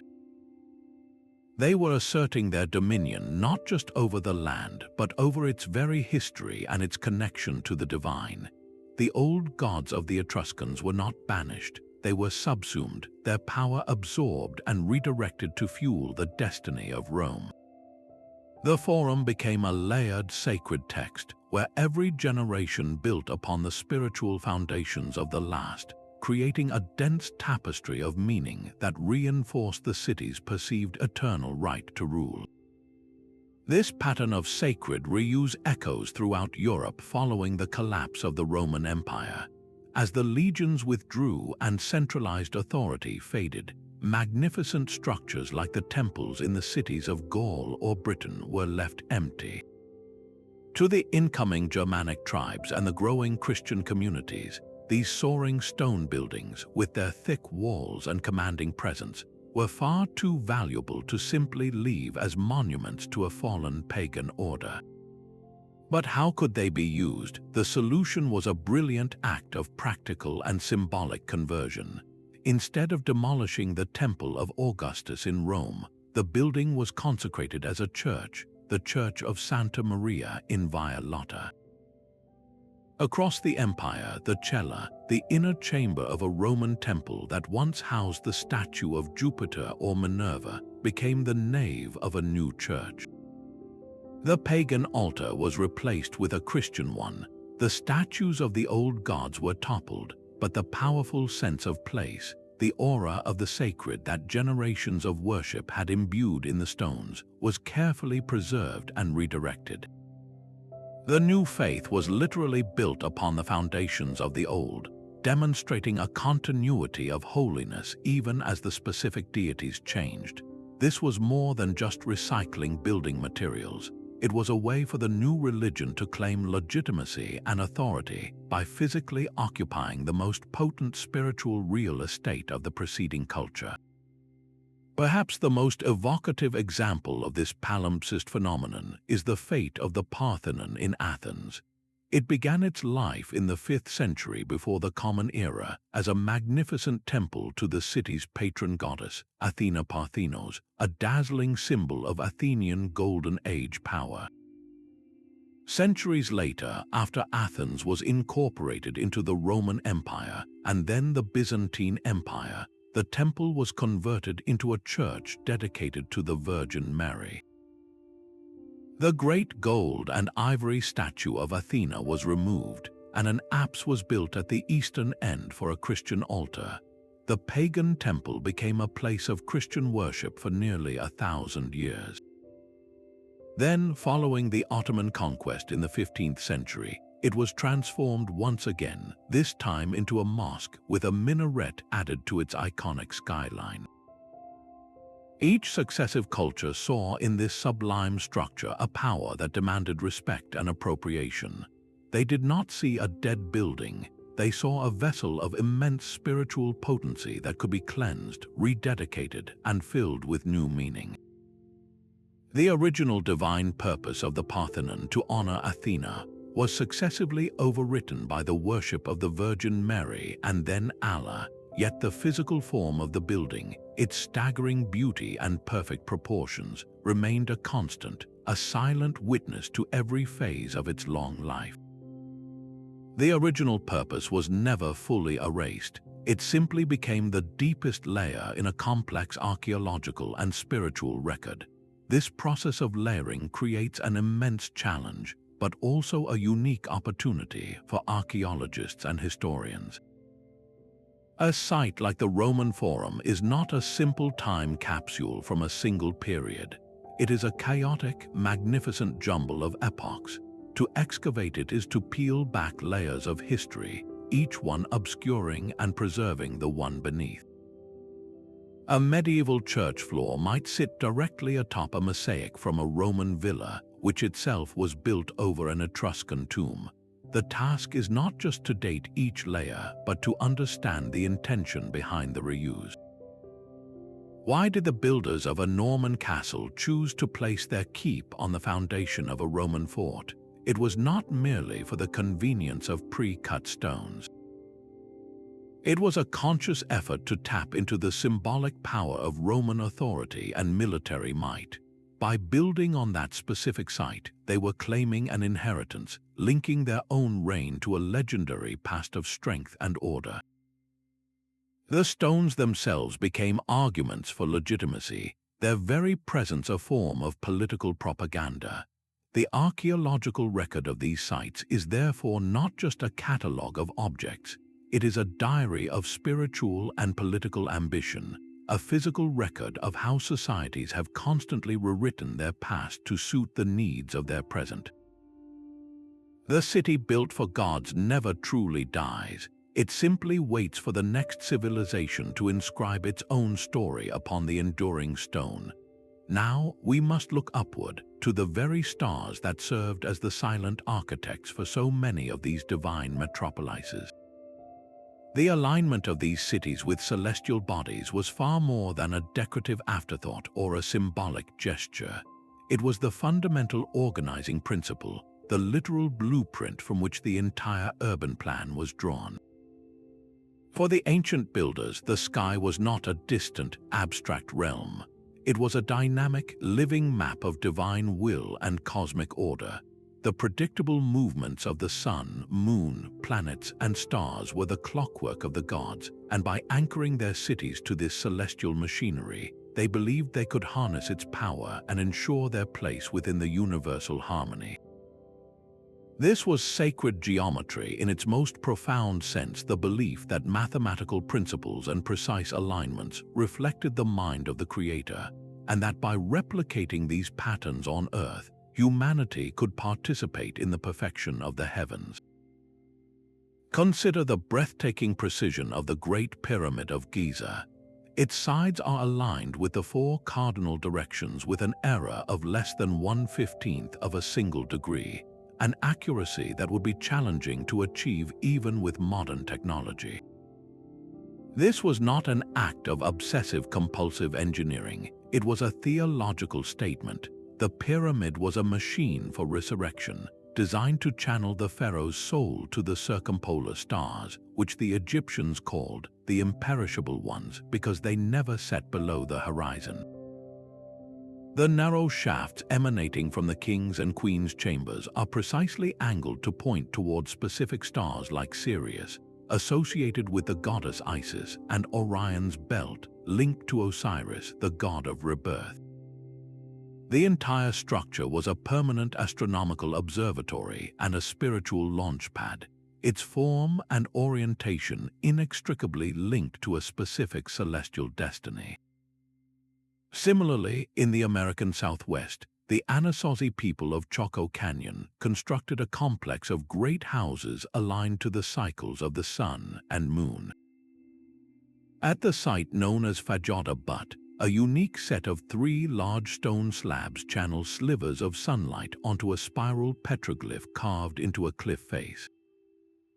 On the summer solstice, a dagger of light bisects the center of the spiral. On the winter solstice, 2 daggers of light perfectly bracket it.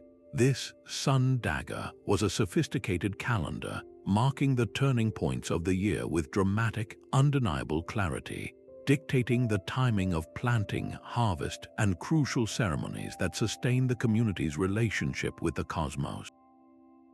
This celestial anchoring served an immensely practical purpose. It created a giant, immovable calendar and clock that regulated every aspect of life. The solstices and equinoxes were not just astronomical events. They were moments of high drama when the balance of light and dark, life and death was palpably shifting. The city's architecture amplified this drama. On that one specific morning of the year, the rising sun would precisely frame a doorway, illuminate a hidden chamber, or cast a shadow that touched a sacred stone. These events transformed abstract time into a visceral, community-wide experience, reinforcing the authority of the priest astronomers who could predict them and choreograph the accompanying rituals. The city itself became a mechanism for marking sacred time. Its streets and temples, the gears and hands of a clockwork universe made visible on Earth. However, this very strength contained a profound vulnerability. The celestial blueprint, once set in stone, was permanent. The city's north-south axis, its solstice alignments, the specific stars targeted by its sightlines, all of this was fixed for eternity by the immense effort of its construction. This created a magnificent harmony, but it was a harmony locked into a single, specific worldview. What happened when that worldview changed, when a new culture moved in, or when the original belief system evolved into something different? The celestial clockwork, so vital to the founders, could become irrelevant or even inconvenient to later inhabitants.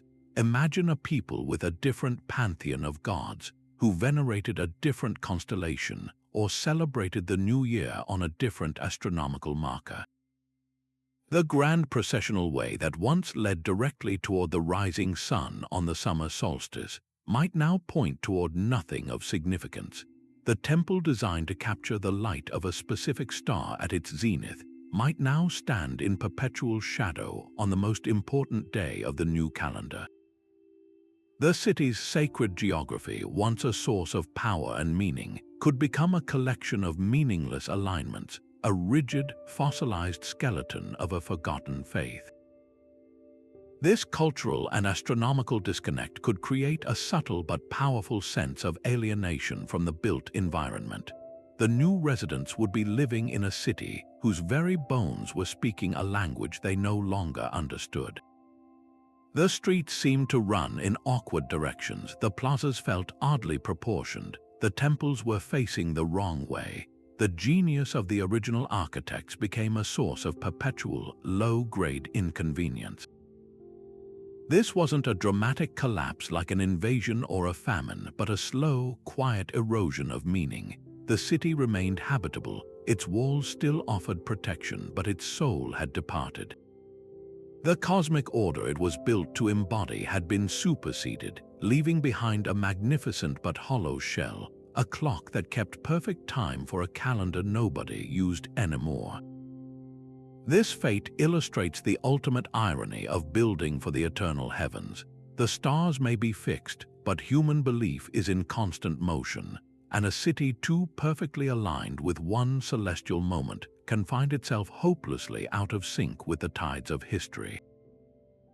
From the stark isolation of Easter Island, we journey now to the heart of the ancient world's trade networks, to a city whose very existence seems like a miracle of geology and human ingenuity. Carved directly into the vibrant, rose-red sandstone cliffs of southern Jordan, Petra stands as a breathtaking testament to the power of commerce and faith working in tandem. This was the magnificent capital of the Nabateans, a nomadic Arab tribe who, around the 2nd century before the Common Era, transformed themselves from desert wanderers into the master brokers of a vast commercial empire.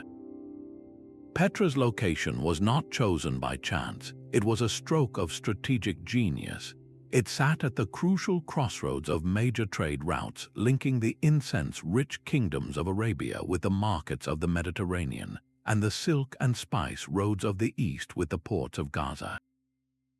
The Nabateans did not just occupy this junction, they controlled it, taxing the caravans of camels laden with frankincense, myrrh, silks, and precious metals that were forced to pass through the narrow, defensible canyons leading to their city. But to flourish in such an arid environment, they had to perform what can only be described as hydrological magic. The true wonder of Petra is not just what is visible above ground, but what lies beneath it. In a region where rainfall is scarce and unpredictable, the Nabateans engineered one of the most sophisticated water management systems of the ancient world. They did not merely dig wells, they mastered the entire watershed, a complex network of channels carved directly into the cliff faces and sometimes tunneled through solid rock, captured every precious drop of rainwater from the surrounding highlands. These channels, carefully graded to maintain a steady flow, directed the water into a series of large cisterns that served as the city's reservoirs. They also constructed terracotta pipelines and dams to control flash floods, which could be devastating in the desert. This system provided a reliable supply of drinking water for a population that may have reached 30,000. As well as irrigation for gardens and orchards that would have created startling pockets of green within the red rock canyons. This hydraulic mastery was the foundation upon which Petra's grandeur was built, allowing it to become not just a fortified stopover, but a true urban center of wealth and culture. And what grandeur it was! The approach to the city's heart is an experience designed to overwhelm the senses. Visitors must first walk through the Civic, a magnificent, winding gorge over a kilometer long, with cliffs towering 200 feet high on either side. The path narrows, the light dims, and the sound echoes a natural processional way, building immense anticipation. Then, at the very end of the Civic, through a final narrow slit in the rock, the most famous facade in Petra is revealed, Al-Khosne, or the Treasury. The site is breathtaking, carved with astonishing precision and elegance. Its Hellenistic-style columns, statues, and urns glow with the rose, orange, and pink hues of the living rock from which it was hewn. While its popular name comes from a Bedouin legend that an Egyptian pharaoh hid his treasure in the stone urn at its top, archaeologists believe it was most likely a royal tomb or a temple for an important king. Its primary purpose was to stun, to announce to every traveler, merchant, and diplomat that they had arrived at a place of immense power, sophistication, and divine favor. It was the ultimate piece of branding, a monument to both the wealth of the Nabatean kingdom and the spiritual authority of its rulers. This intertwining of economic and spiritual purposes is the key to understanding Petra's rise and its eventual fall. The city was not solely a commercial hub, it was also a major religious center. Beyond Al-Khosne, the canyon opens up to reveal hundreds of other tombs, temples, and sacrificial altars carved into the rock faces. The most significant of these is Ad-Dar, the monastery, an even larger structure perched high on a mountain, which was likely a temple dedicated to the Nabatean king Obodas I, who was deified after his death.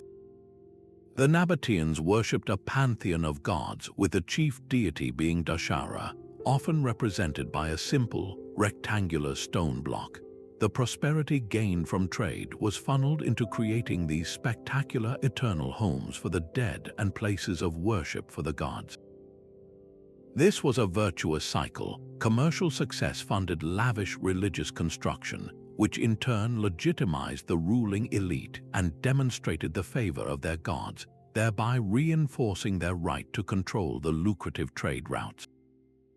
The city's very landscape was a continuous advertisement for its stability, piety, and power. This delicate balance, however, could not last forever.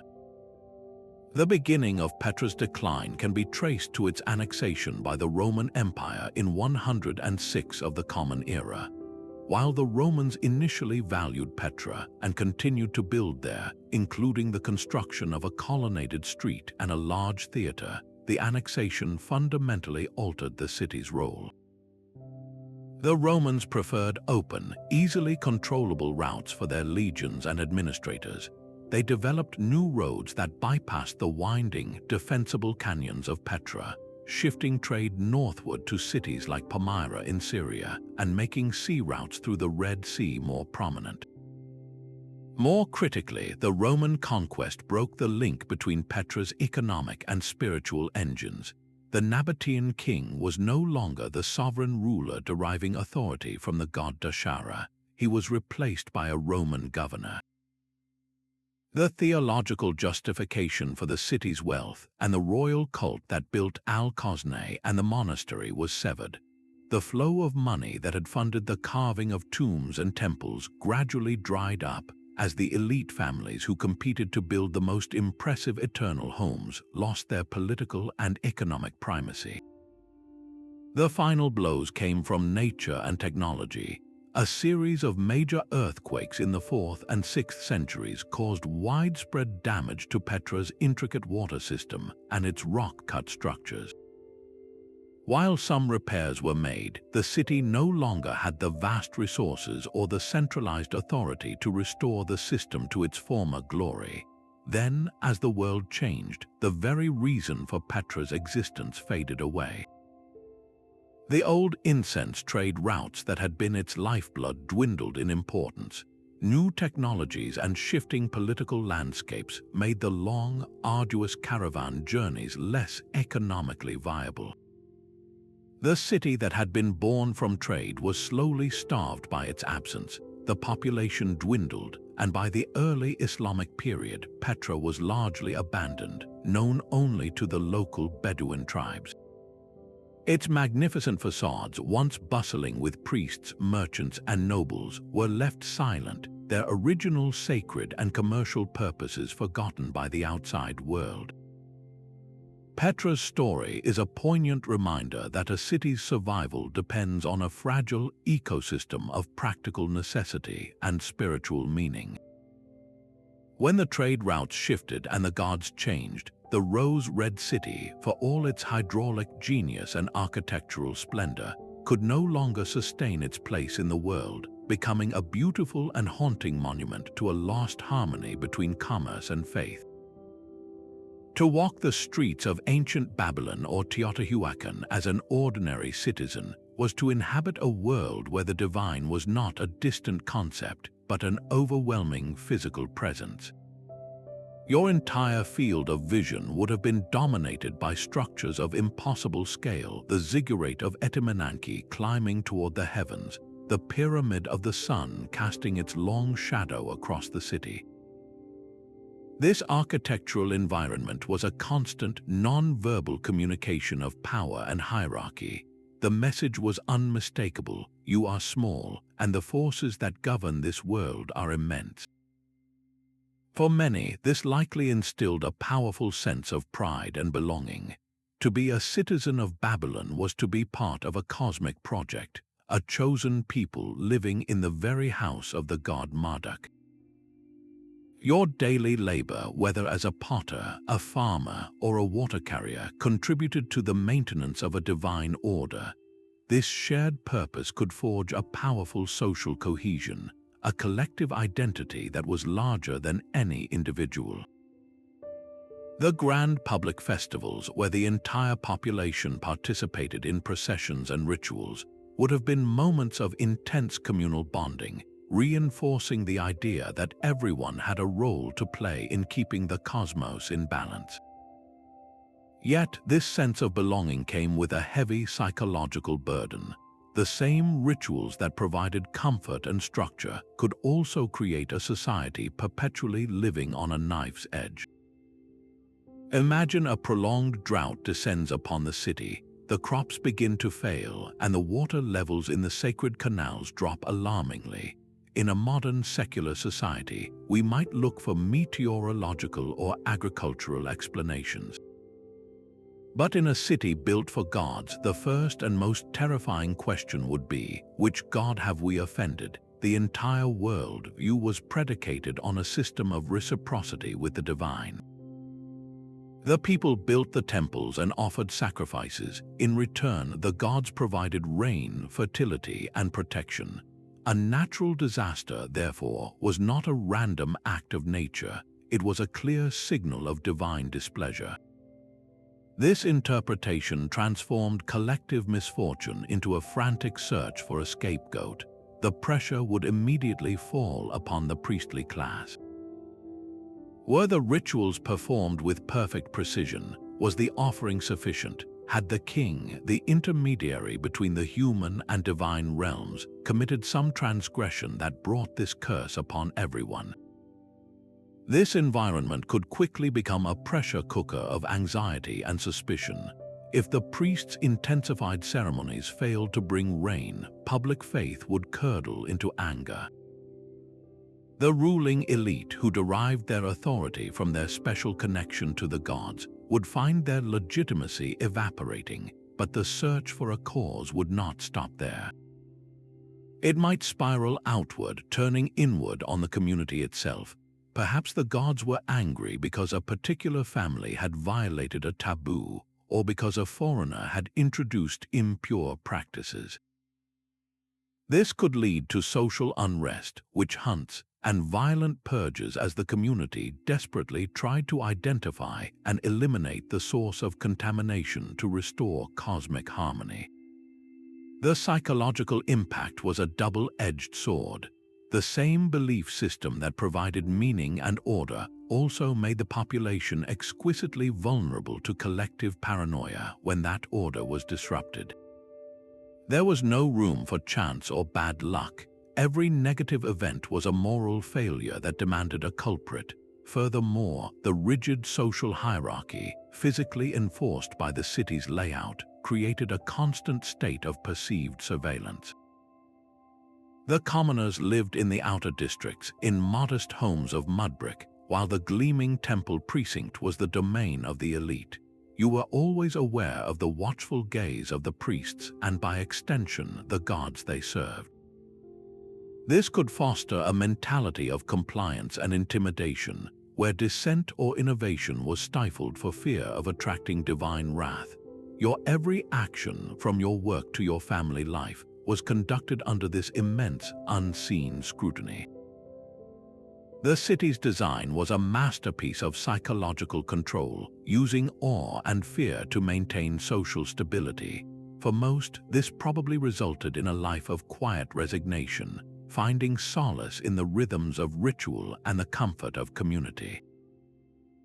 But for others, it must have been an oppressive experience, a feeling of living in a gilded cage designed by the gods, where the price of order was a profound loss of personal autonomy.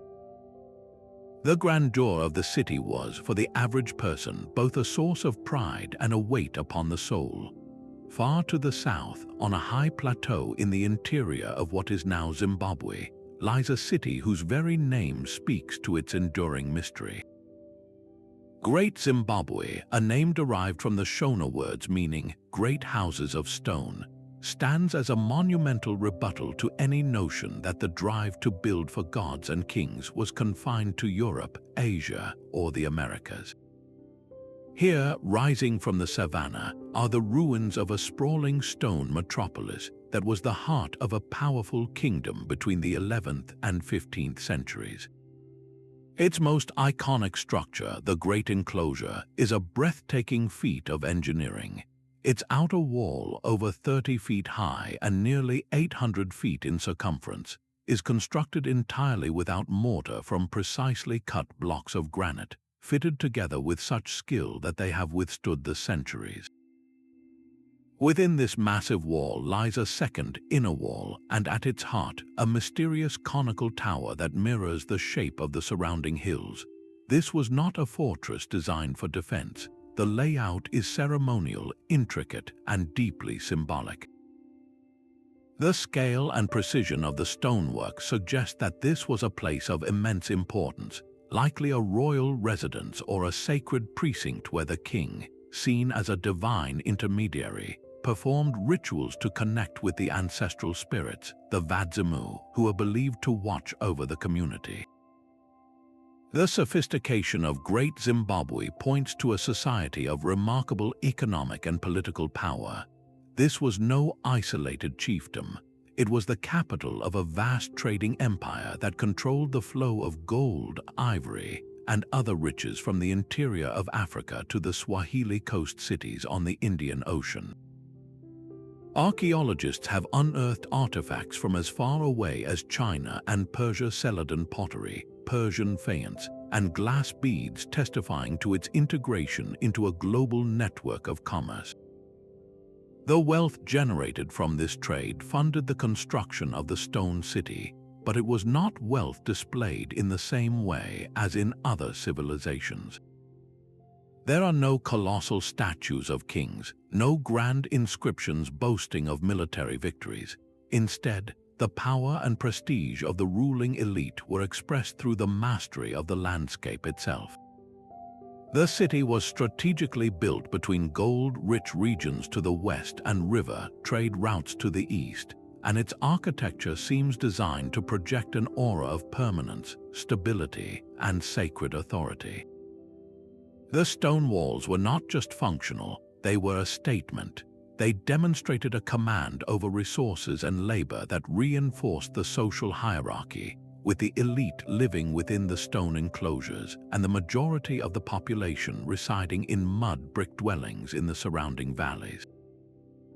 The abandonment of Great Zimbabwe around the 15th century remains a subject of intense debate, yet it fits the pattern we have seen across the globe. The most widely accepted theory points to a combination of environmental and economic factors. The sheer concentration of people and livestock in the area over centuries would have led to local resource depletion. Deforestation for building, firewood, and to create new farmland could have caused soil erosion, reducing agricultural productivity. At the same time, the very source of its wealth may have become its undoing. It is possible that the gold mines in its sphere of influence began to be exhausted, or that shifting trade routes, perhaps bypassing the interior for coastal alternatives, caused the city's economic lifeblood to slowly drain away.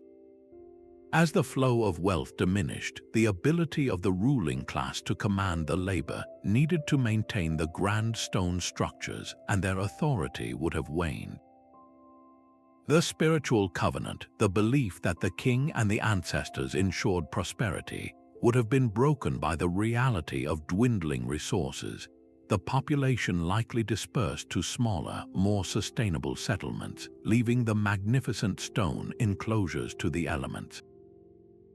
The story of Great Zimbabwe is crucial because it completes a global picture. For too long, the narrative of complex, monumental architecture was dominated by the pyramids of Egypt and the temples of Mesoamerica. The existence of this stunning city in southern Africa powerfully demonstrates that the human impulse to shape the landscape on a grand scale, to build centers of spiritual and political power that reach for the divine, is a universal one. It arose independently on every inhabited continent, and just as independently, these centers faced the same fundamental challenge: the difficulty of maintaining a delicate balance between monumental ambition and the practical, sustainable needs of the population that supported it. Great Zimbabwe's silent, majestic ruins stand as a testament not to a unique failure, but to a recurring theme in human history: proving that the pattern of divine urbanism and its vulnerabilities is a story written not just in the deserts and jungles of the world, but in the stone walls of the African savanna as well. So, having journeyed through the ruins of ancient theocratic cities, we are left with a compelling question. Is this impulse to build for an ideal rather than for people a relic of the distant past? The answer, perhaps surprisingly, is no. While we no longer erect pyramids to sun gods or ziggurats to Marduk, the underlying DNA of the city for gods is alive and well in the modern world. We have simply swapped deities. Instead of building for celestial beings, we now build for ideological ones, for the gods of nation, progress, order, and democracy. This legacy is most visibly etched into the landscapes of our purpose-built capital cities, where urban planning becomes a form of secular scripture, and the skyline preaches a sermon of power. Consider the audacious creation of Brasilia. In the late 1950s, Brazil made a decision to carve a new capital from the empty expanse of its central highlands. This was not an organic growth from a trading post or a village. It was a city willed into existence from nothing, based on a single, powerful idea: the development and unification of the nation's interior. The urban plan, designed by Lucio Costa and brought to life by the architect Oscar Niemeyer, is a masterpiece of modernist symbolism. From above, the city's pilot plan resembles a bird or an airplane, a shape meant to evoke dynamism and future-forward progress. The government buildings are arranged along a monumental axis, the Monumental, a vast, sweeping avenue so immense in scale that it can feel alienating to a person on foot. The iconic structures like the crown-like Cathedral of Brasilia or the Twin Towers of the National Congress are architectural marvels, but they are sculptures on a grand plinth. The city's layout strictly separates functions. There is a sector for hotels, a sector for banking, a sector for embassies. What is missing is the messy, vibrant, unpredictable mix of life that characterizes older cities. The design prioritizes the visual impression of order and efficiency over the human-scale needs of community, chance encounters, and pedestrian-friendly streets. Brasilia is a stunning, powerful symbol of a nation's ambition, but its residents often speak of a strange sense of isolation, of living in a beautiful blueprint that can feel more like a statement than a home. A similar story unfolds in Washington, D.C., though its language is that of classical antiquity rather than modernist futurism. Pierre L'Enfant's plan for the American capital was deliberately modeled on the grand Baroque cities of Europe, which themselves were inspired by Roman ideals of order and power. The city is dominated by a central cross, the National Mall, stretching from the Lincoln Memorial to the U.S. Capitol, with the Washington Monument as its pivotal point. This is a landscape designed for national ritual, for inaugurations, protests, and celebrations on a massive scale. The neoclassical architecture of the White House, the Capitol building, and the Supreme Court is not an arbitrary aesthetic choice. It was intentionally selected to link the young American Republic to the democratic ideals of ancient Greece and the republican strength of Rome. The buildings are meant to look permanent, authoritative, and timeless. Yet, this symbolic grandeur creates a curious urban dynamic. The vast open spaces of the mall, while impressive for a July 4th celebration, are often windswept and empty on a regular Tuesday. The wide avenues designed for grand processions can be difficult and unpleasant for pedestrians to cross. The city's zoning, which limits building heights to preserve the dominance of the national monuments, has contributed to a housing shortage and a downtown that can feel quiet after government workers go home. Like its ancient predecessors, Washington, D.C., is a city where the symbolic function to represent the power and ideals of the nation can sometimes overshadow the practical, day-to-day experience of living within it. This tension between the monumental and the livable is the modern echo of the ancient dilemma. The architects of these cities are not high priests, but they are high priests of a sort, visionaries and planners who believe in the power of design to shape human behavior and express national identity. They use urban space to make ideological statements. Brasilia's modernity proclaims a break with the colonial past. Washington's classicism asserts a connection to democratic traditions. The problem arises when the scale of the statement overwhelms the human being. A plaza designed to impress a visiting dignitary with its vastness might feel cold and deserted to a resident hoping to meet a friend for coffee. A street designed as a ceremonial axis for military parades might be a barrier to a neighborhood, cutting it off from essential services. The long-term livability of such environments is a subject of ongoing debate. Critics point to the lack of street-level activity, the dependence on cars in cities like Brasilia, and the social isolation that can result from strictly separated zoning. These are the same fundamental challenges faced by Teotihuacan or Angkor, albeit with air conditioning and automobiles. The city's form, optimized for a singular symbolic purpose, struggles to adapt to the complex, evolving, and often messy needs of a vibrant, diverse community. The lesson from the ancient world seems to be that a city cannot thrive on symbolism alone. It needs to be responsive, flexible, and above all, human-centered. A capital city must function not only as a stage for national identity, but also as a home for its citizens, a place where the grand vision of the planners makes room for the small, intimate, and unpredictable patterns of daily life. The most successful modern cities are perhaps those that learn to balance these two impulses, allowing the symbols of power to be integrated into a living, breathing urban fabric, rather than allowing those symbols to dominate it completely.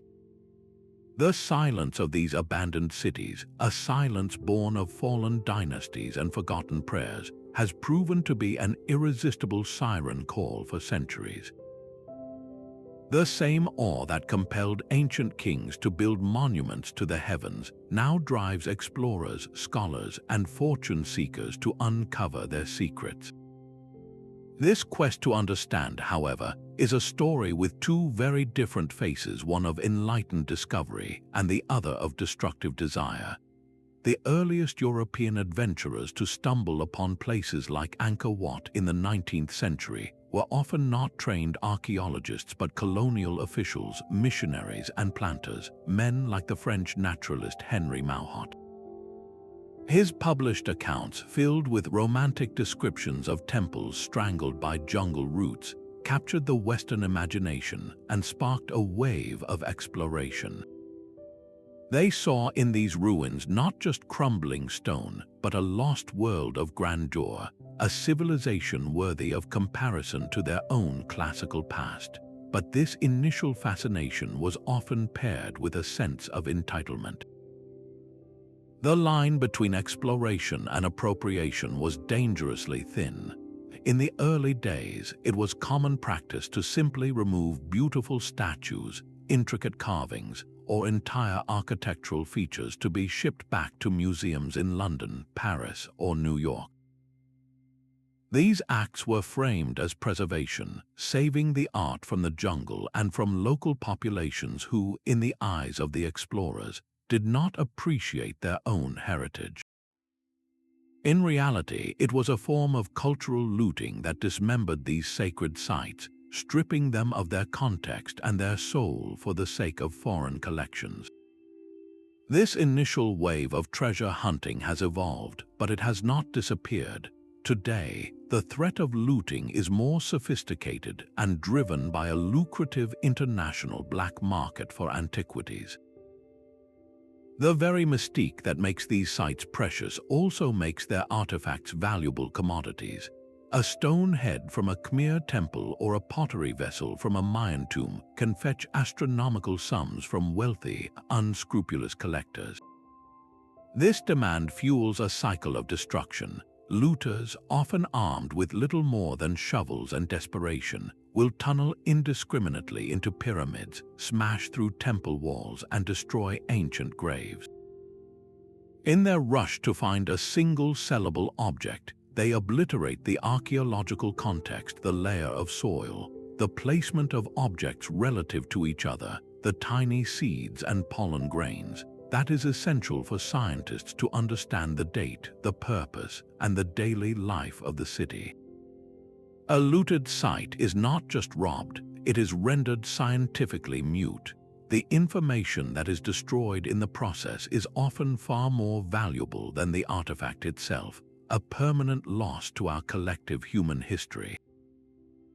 In response to these threats, the field of archaeology has undergone a revolution, moving from a focus on treasure to a science of context. The modern archaeologist is less like Indiana Jones and more like a crime scene investigator. Their tools are no longer just brushes and trowels, but ground-penetrating radar that can map entire city layouts without breaking the ground, LiDAR scanners that can see through dense jungle canopies to reveal hidden structures, and chemical analysis that can trace the origin of a piece of pottery or determine what food was cooked in an ancient pot. Satellite archaeology allows researchers to discover and monitor thousands of sites from orbit, tracking signs of looting or encroachment. This technological leap has been paired with a profound shift in ethics. There is now a much stronger emphasis on working collaboratively with local communities and descendant populations, respecting their connection to the land and incorporating their oral histories into the interpretation of the past. The goal is no longer to extract treasures for foreign museums, but to preserve the site in situ, to understand its story, and to share that knowledge in a way that benefits the local people who are the true inheritors of this legacy. Yet, even as we get better at protecting these sites from looters, we face a new and perhaps even greater challenge: the overwhelming impact of our own admiration.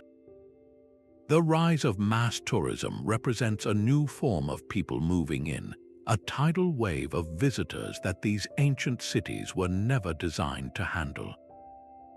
The very act of promoting these places to a global audience, of building airports, hotels, and gift shops to accommodate millions of curious travelers, creates immense pressure on the fragile ruins. The stones of the Acropolis in Athens are being worn away by the footsteps of countless visitors. The delicate frescoes in the tombs of Egypt's Valley of the Kings are threatened by the humidity and carbon dioxide exhaled by tourists. At Machu Picchu, authorities have had to implement strict limits on daily visitors and mandate guided tours along set pathways to prevent further erosion of the iconic terraces. The dilemma is acute. We want people to experience the wonder of these places, to feel the connection to history that they inspire, but each visitor, however well-intentioned, contributes infinitesimally to the site's decay. This pressure has led to well-intentioned but sometimes misguided restoration efforts. In the past, the impulse was often to rebuild, to make the ruin look whole again. But this approach can be a form of destruction in itself. Using modern concrete to repair ancient stonework can cause chemical damage. Reconstructing a temple based on an educated guess can create a false vision of the past, erasing the authentic patina of age and the evidence of how the structure actually fell into ruin. The best conservation today is often minimalist, focusing on stabilizing what remains rather than recreating what is lost, allowing the ruin to speak for itself, even in its broken state.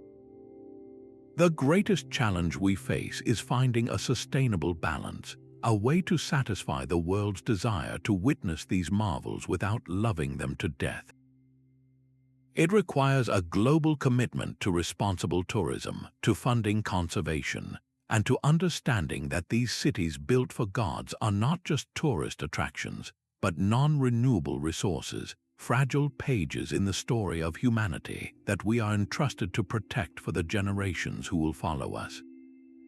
And so we arrive at what may be the most powerful and universal force behind the fall of these divine metropolises, a force that would have been interpreted by their inhabitants as the ultimate expression of divine wrath. For ancient peoples who saw the hand of a god in every sunrise and every storm, a prolonged environmental catastrophe was not a matter of weather patterns or climate cycles. It was a clear and terrifying message from the heavens. When the rains failed for years on end, when the rivers that were the lifeblood of civilization shrunk to muddy trickles, the conclusion was inescapable: the gods were angry.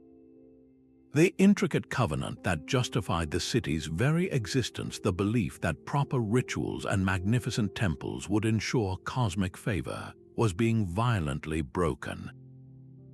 The final, fatal blow to so many of these cities was not an invading army, but a creeping, silent enemy that no wall could keep out: a changing climate. Consider the fate of the Maya cities like Tikal, which we explored earlier. The sophisticated water reservoirs and agricultural terraces were marvels of engineering, but they were designed for a specific climatic reality. When a series of multi-decade droughts gripped the region in the 9th century, as revealed by stalagmite records from local caves, the entire system was pushed beyond its breaking point. The reservoirs, already stressed by siltation from deforestation, evaporated under the relentless sun. The maize crops, the staple of life, withered in the fields. For the Maya kings, who derived their power from their perceived ability to communicate with the gods of rain and fertility, this was an unmitigated spiritual disaster. The grand ceremonies on the temple pyramids, the bloodletting rituals meant to nourish the gods, all proved futile. The failure was not just agricultural, it was a collapse of faith.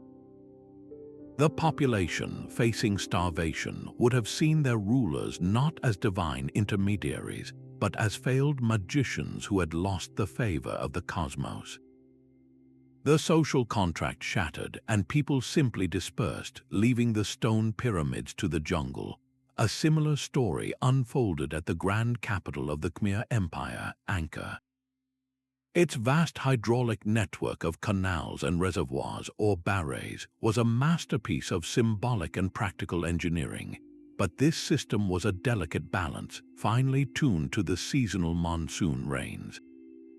Studies of tree rings from the region indicate that Angkor's decline in the 14th and 15th centuries coincided with a period of intense volatility in the monsoon, swinging between devastating droughts and catastrophic floods. The system, designed to mirror the cosmic ocean, could not withstand the reality of a climate in chaos. Canals silted up, reservoirs overflowed or ran dry, and the food production that supported a population of nearly 1 million people faltered. The divine blueprint, so perfect in its conception, was rendered obsolete by an environment it was never designed to withstand. This historical pattern holds a sobering mirror up to our own time. We may no longer interpret a drought as the anger of Zeus or Chalk, but we are facing environmental shifts of a scale and speed that threaten the foundations of our own complex societies. The parallel is unsettling. Like the rulers of Angkor or the Maya kings, we have built our modern world on certain assumptions of stability. Our great coastal cities, our agricultural heartlands, our water distribution systems, all are engineered for a climate that is now rapidly changing. The ancient cities prioritized the symbolic over the sustainable, pouring resources into monuments that projected power, but often neglected the resilience of their underlying support systems. In a way, are we not guilty of a similar short-sightedness? Our global economy, driven by growth and consumption, has often prioritized short-term gain over long-term sustainability, treating the atmosphere and the oceans as limitless resources, much like the inhabitants of Easter Island treated their forest. The lesson from the past is not that climate change alone destroys civilizations. It is that climate change acts as a threat multiplier, exposing and exacerbating the vulnerabilities that are already baked into a society's structure. A prolonged drought will not break a resilient, adaptable system, but it can shatter one that is already brittle, one that is overly centralized, unequal, or dependent on a single, fragile resource. The stories of these ancient cities are not just tales of a distant past. They are cautionary tales written in stone.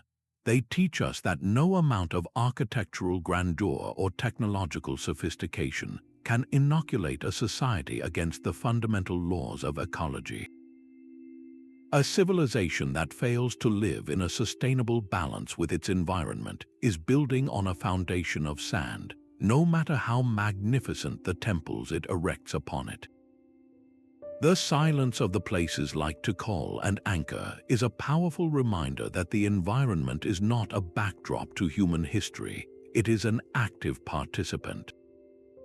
When we ignore its limits, when we design our world without regard for the long-term health of the systems that support us, we risk repeating the same tragic pattern on a planetary scale.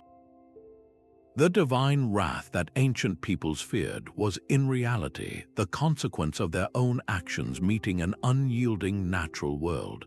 Today, we have the science to understand these consequences before they become catastrophic. The question is whether we have the wisdom to heed the warnings whispered by the ruins. While the slow decline of a city due to drought or social unrest tells one kind of story, history also holds records of a far more dramatic finale, the catastrophic abandonment. Imagine a thriving urban center, a sacred metropolis pulsing with life where the daily rituals are performed, the markets are bustling, and the belief in the divine order is unshaken. Then, in a single day or a terrifyingly short period, it all ends. Not with a slow fade, but with a violent, earth-shattering event that freezes the city in a moment of time, preserving a snapshot of its sacred life for millennia. These sudden collapses, whether from the wrath of nature or the violence of human conflict, add a layer of high drama to the archaeological record, but they also present a uniquely complicated puzzle for historians, intertwining the question of how the city fell with the deeper mystery of why its story concluded so abruptly. A powerful example that captures this complexity is the Great Minoan Palace complex of Knossos on the island of Crete. While not a sprawling metropolis on the scale of Teotihuacan, Knossos was the vibrant ceremonial and political heart of the sophisticated Minoan civilization. Its labyrinthine corridors, vibrant frescoes depicting bull-leaping rituals, and grand central courtyards speak of a society deeply connected to its deities, with a culture rich in art and maritime trade. Then, around the middle of the second millennium before the Common Era, disaster struck with unimaginable force. The cataclysm did not come from the sea in the form of invaders, but from the earth itself. The volcanic island of Thera, about 100 kilometers to the north, erupted in one of the largest volcanic explosions in human history. The event was apocalyptic. It generated colossal tsunamis that would have smashed into the northern coast of Crete, devastating its ports and coastal settlements. The sky would have darkened for weeks under a blanket of volcanic ash, crippling agriculture and poisoning the water supply. The archaeological evidence at Knossos and other Minoan sites shows signs of massive fire and destruction layers dating to this period, but here is where the story becomes complicated. The palace at Knossos was not simply abandoned and left to ruin. Evidence indicates that it was rebuilt, at least partially. The Minoans, in a remarkable show of resilience, attempted to restore their sacred center. This act of rebuilding tells us that the civilization was not instantly wiped out.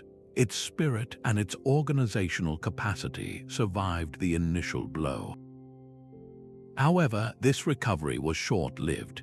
The eruption of Thara did not deliver a single killing stroke, but a series of crippling blows from which the Minoan civilization could never fully recover.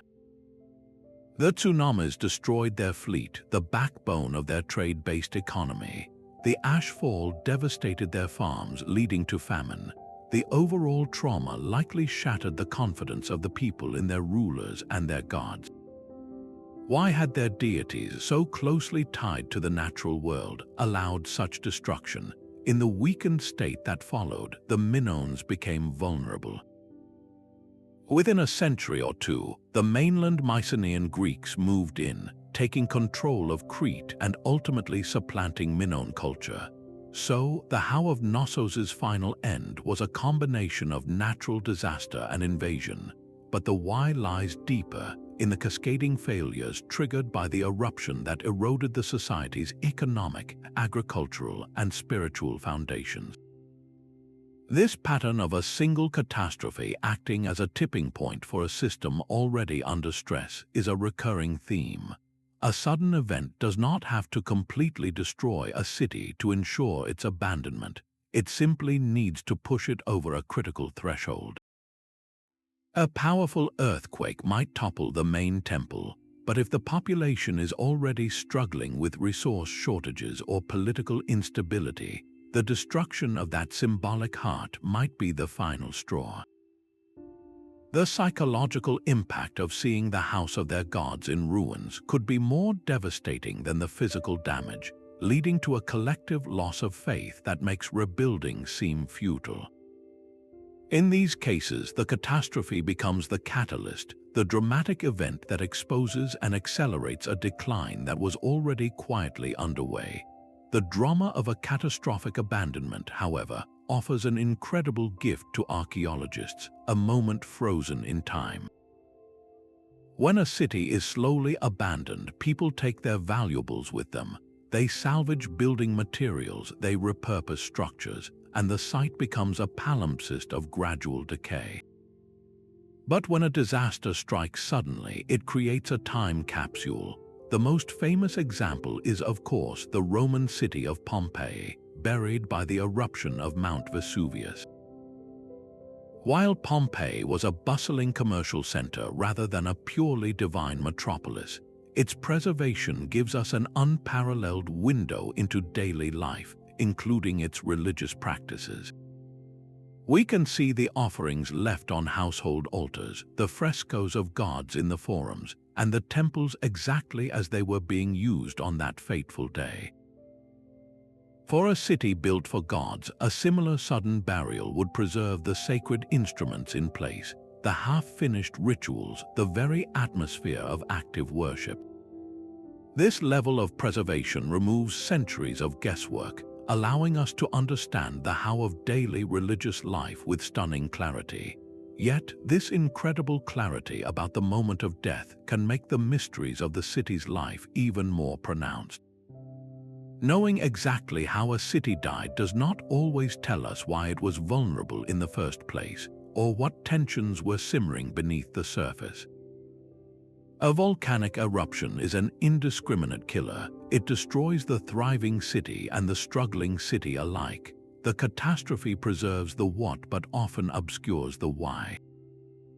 It can mask underlying social inequalities, environmental strains, or spiritual crises that were already threatening the city's long-term survival. The dramatic nature of the event can tempt us to see it as a simple, singular cause, a deus ex machina that ended the story, when in reality it may have been the final act in a much longer and more complex tragedy. The charred layer in the soil or the collapsed wall tells us the mechanism of the end, but the silent, gradual processes that led to that point, the slow erosion of faith, the gradual depletion of the soil, the creeping insurrection, are often far harder to detect, leaving us with a dramatic but incomplete story of a civilization interrupted. And yet, the most fascinating life of these cities often began only after the last resident had departed. Long after the stones had cooled and the plazas had fallen silent, their stories refused to die. They detached from their physical anchors and ascended into the realm of myth and legend, becoming powerful symbols in our collective imagination. The crumbling ruins were not an end, but a transformation. The city of stone became a city of story, and in many ways that story became far more powerful and enduring than the original settlement ever was. Consider the tale of Troy. For centuries, the city immortalized in Homer's Iliad was considered just that, a magnificent epic, a poetic fiction created to explore themes of honor, love, and the capriciousness of the gods. The idea that a war of such scale was fought over a single city was seen as a grand allegory, not a historical record. That is, until a wealthy German businessman named Heinrich Schliemann, armed with little more than a dog-eared copy of Homer and an unshakable conviction, began digging into a mound in modern-day Turkey in the 1870s. To the astonishment of the academic world, he uncovered not one, but multiple cities built atop one another, one of which showed clear signs of violent destruction around a time that could align with the legendary Trojan War. In that moment, a figure from myth, King Priam, and an event from poetry, the Trojan horse, were suddenly thrust into the light of history. The legend was not merely a story, it was a whisper of a forgotten truth, a memory so powerful it had survived for millennia in verse after the city itself had vanished from human knowledge. This transformation from physical place to legendary symbol is not unique. Across the Atlantic, the legend of El Dorado, the Golden One, fueled centuries of exploration and conquest. The story began with a Muisca ritual in Colombia, where a chief would cover himself in gold dust and wash it off in a sacred lake as an offering. But as the tale traveled, it grew and mutated in the telling. El Dorado evolved from a man to a city to an entire empire paved with gold, a phantom kingdom shimmering just beyond the next mountain range or deep within the unexplored jungle. This legend became an obsession, driving Spanish conquistadors like Francisco de Orellana and Gonzalo Pizarro on nightmarish expeditions through the Amazon, resulting in untold suffering and death. The power of the myth was so strong that it effectively mapped itself onto the landscape, drawing thousands to their doom in pursuit of a dream. The real city, the original ritual, was almost irrelevant. It was the symbolic El Dorado, the embodiment of limitless wealth and the human desire for instant fortune, that wrote a bloody and significant chapter in the history of the Americas. These places, whether Troy or El Dorado, cease to be just archaeological sites. They become blank canvases onto which we project our deepest aspirations and fears. They represent a lost golden age of heroism and splendor, a warning about the hubris of reaching too high or the eternal, often destructive, search for the divine or the perfect.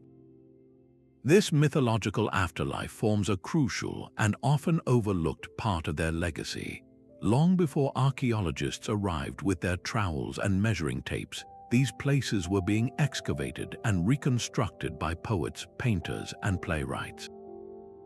The ruins of Persepolis, for instance, inspired the romantic imaginations of European artists in the 18th and 19th centuries, who painted its broken columns as melancholic reminders of the transience of even the greatest empires.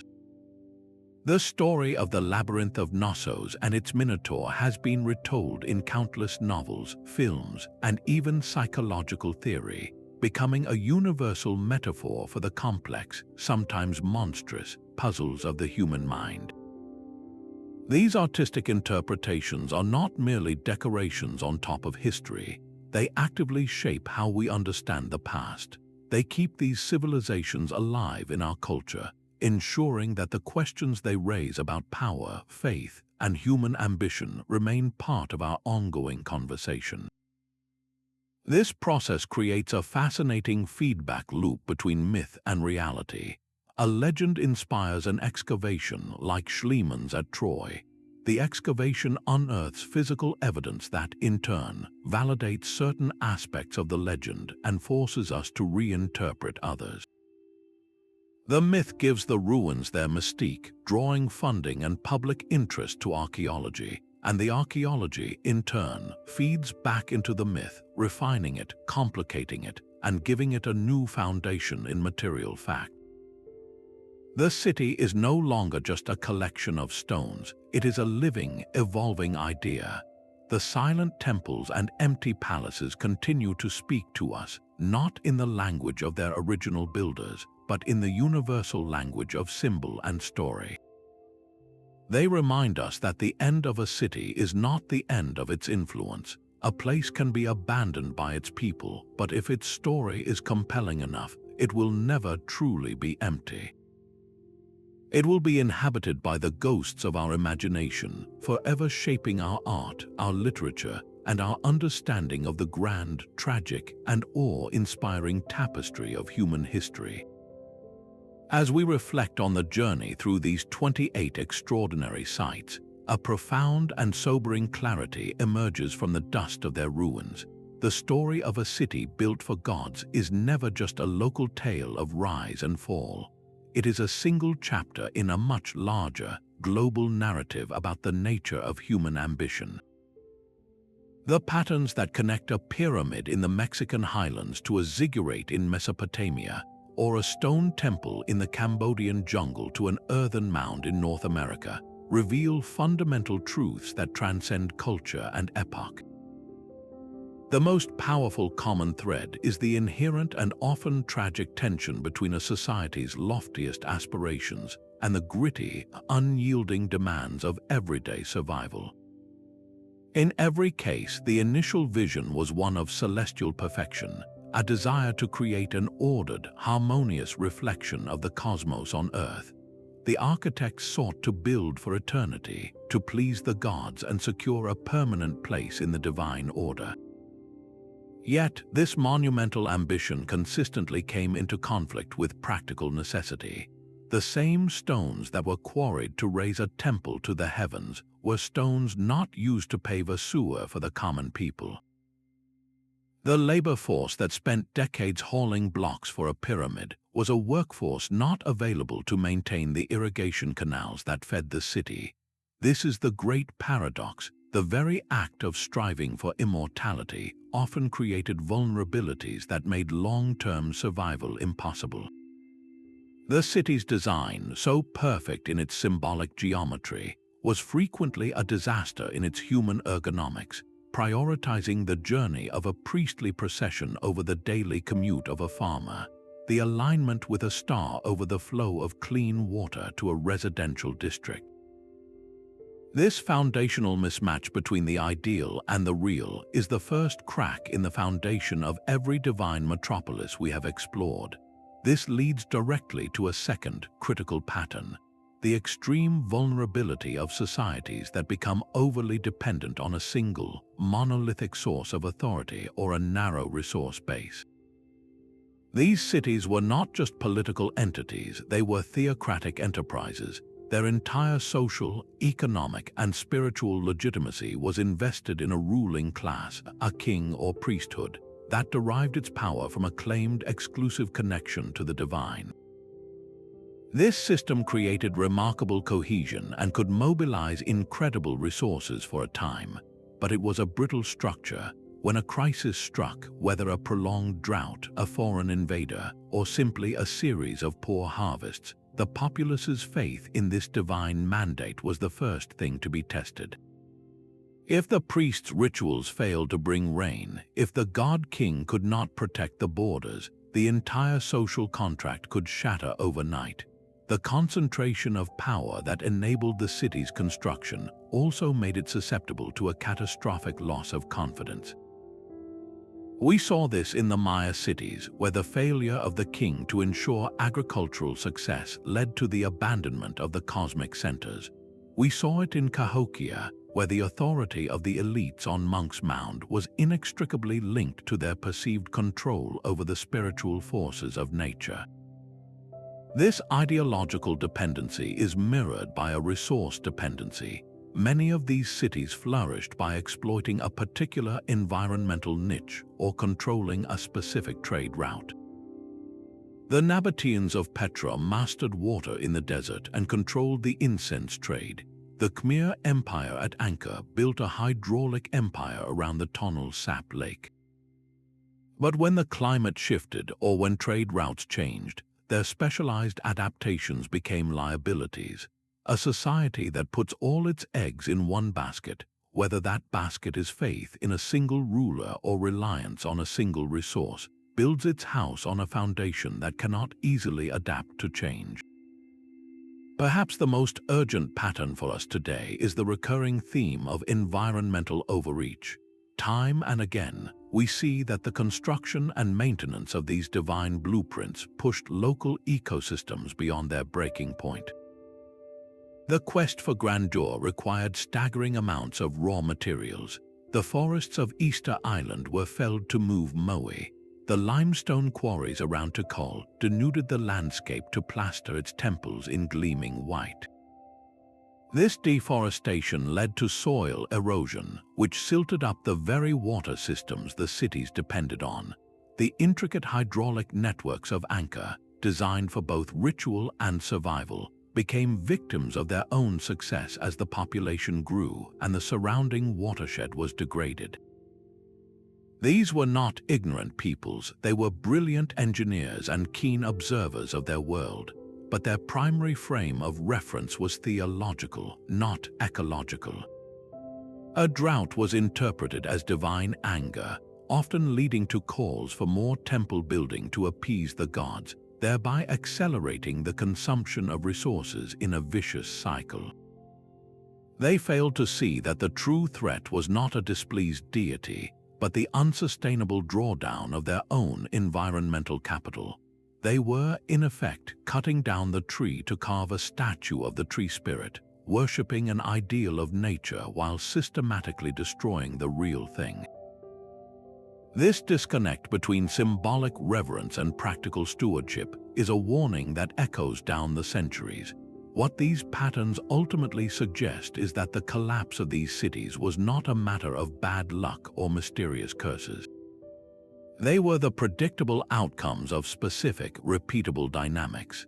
A society chooses, either consciously or through gradual drift, to allocate a disproportionate share of its wealth and labor to symbolic projects that enhance its spiritual prestige but do little to increase its practical resilience. This creates a top-heavy, inflexible system. When that system is then stressed by external shocks, and history guarantees that shocks will come, in the form of climate change, disease, or invasion, it lacks the diversity, the redundancy, and the adaptive capacity to respond. It cannot pivot because its entire identity is locked into a single, rigid form. The city built for gods becomes a victim of its own perfection, a masterpiece that is too specialized to evolve. The stones remain not as a testament to eternal glory, but as a lesson in the limits of ambition and the absolute necessity of building societies that are in harmony with both the heavens above and the earth